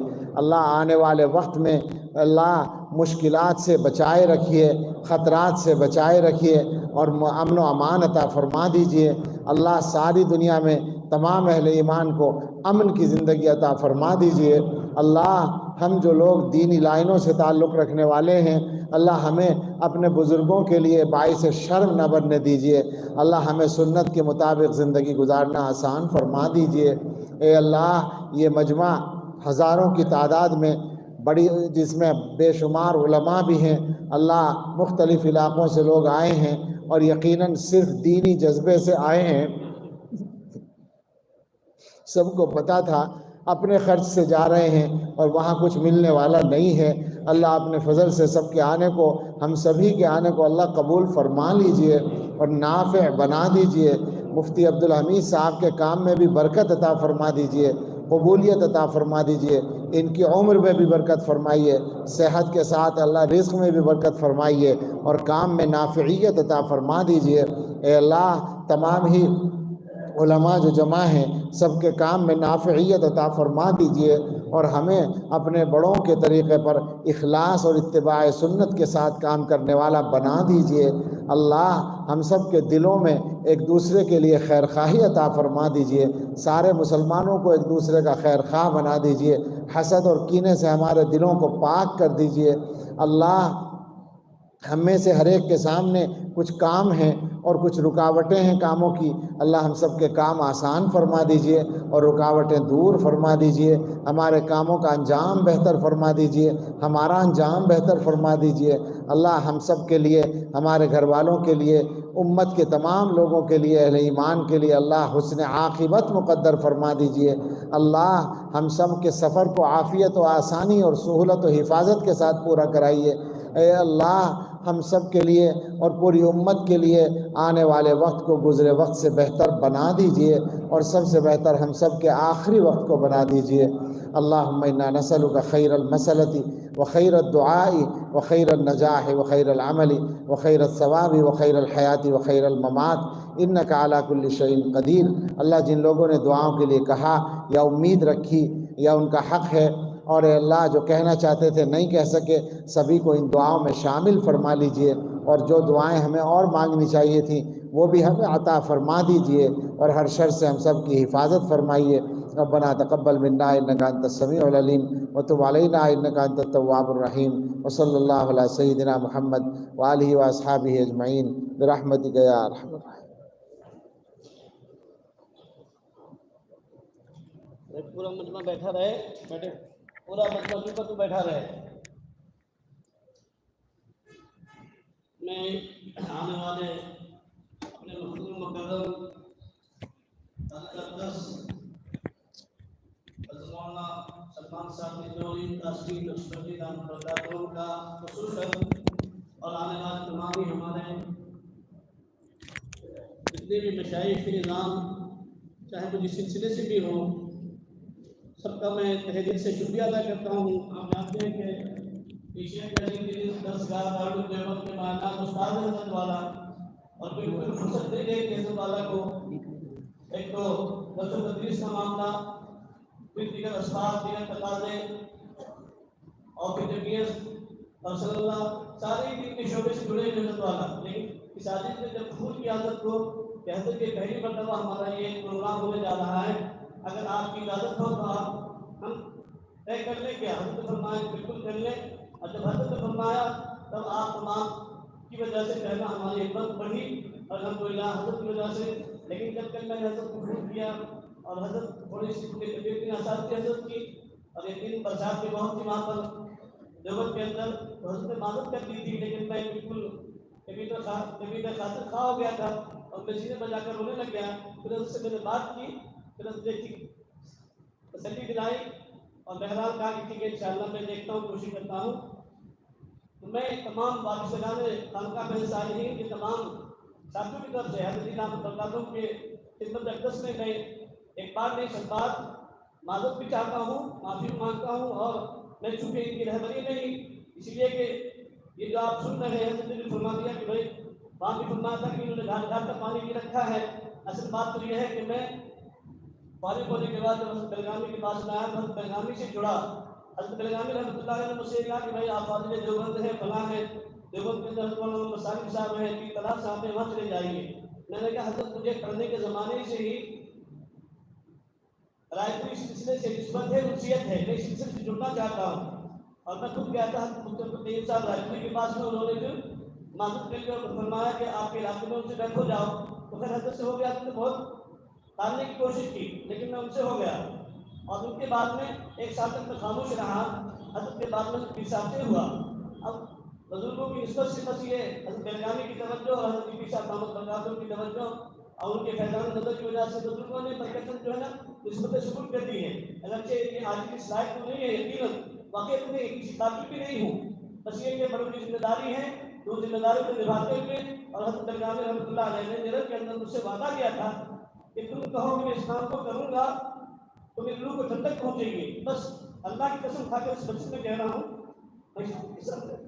क्या हदीस है इस लायक नहीं है बिल्कुल भी। मैं आपको कुछ इसका तो दिल का सुकून इसलिए कि मैं पहले पिता के हूँ। बस आप ताउन और हज़रत वाला की तवज्जो और तमाम भी हमारे जितने भी शराजी वाले हैं तमाम मेरी नाज़िमा खास कि हम जैसे छोटे गुनहगार जब भी आप हज़रात को दावत दें तो हम छोटों के मदरजाए के लिए और बस ये शेर के रहमत का अदल बनकर जहाँ भर में छाइए, रहमत का अदल बनकर जहाँ भर में छाइए, आलम इजल रहा है बरसकर बुझाइए। तो बस हमारा हज़रत बेलगामी की भी यही थी और हज़रत हमारे पीर साहब मोहम्मद बरकातुहू की भी यही तवज्जो है, यही गुणन है और हमारे तमाम मशाइख की भी गुणन यही है। तो ये पूरा हमारा इलाका चुके आप जैसे अकाबिरों से महरूम है। बस हमारी असल जो है ना हमारा मकसद यही कि आप जैसे अकाबिर शुरू आए ये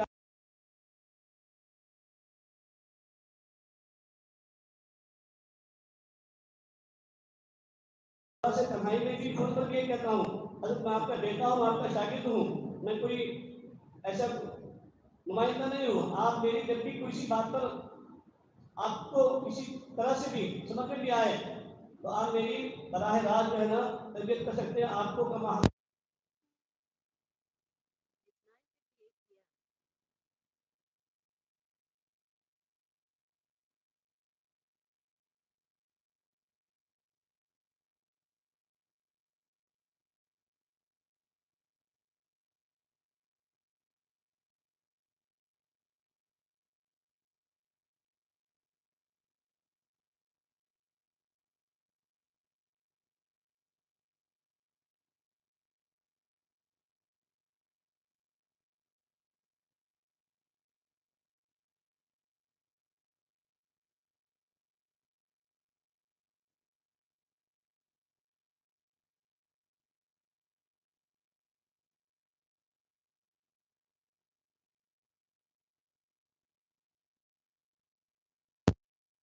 आप लोगों की मोहब्बत में हज़रत ने मुसाफिर के लिए भी कबूल कर लिया है। लेकिन शर्त यह है कि अगर आप लोग सलीके के साथ में आएंगे तो मुसाफा होगा, बंदत भी होगी, मुसाफा खुद करा दूंगा। ठीक है, चलिए तरतीब से आ जाइए, नाम मत हो जाए ठीक से।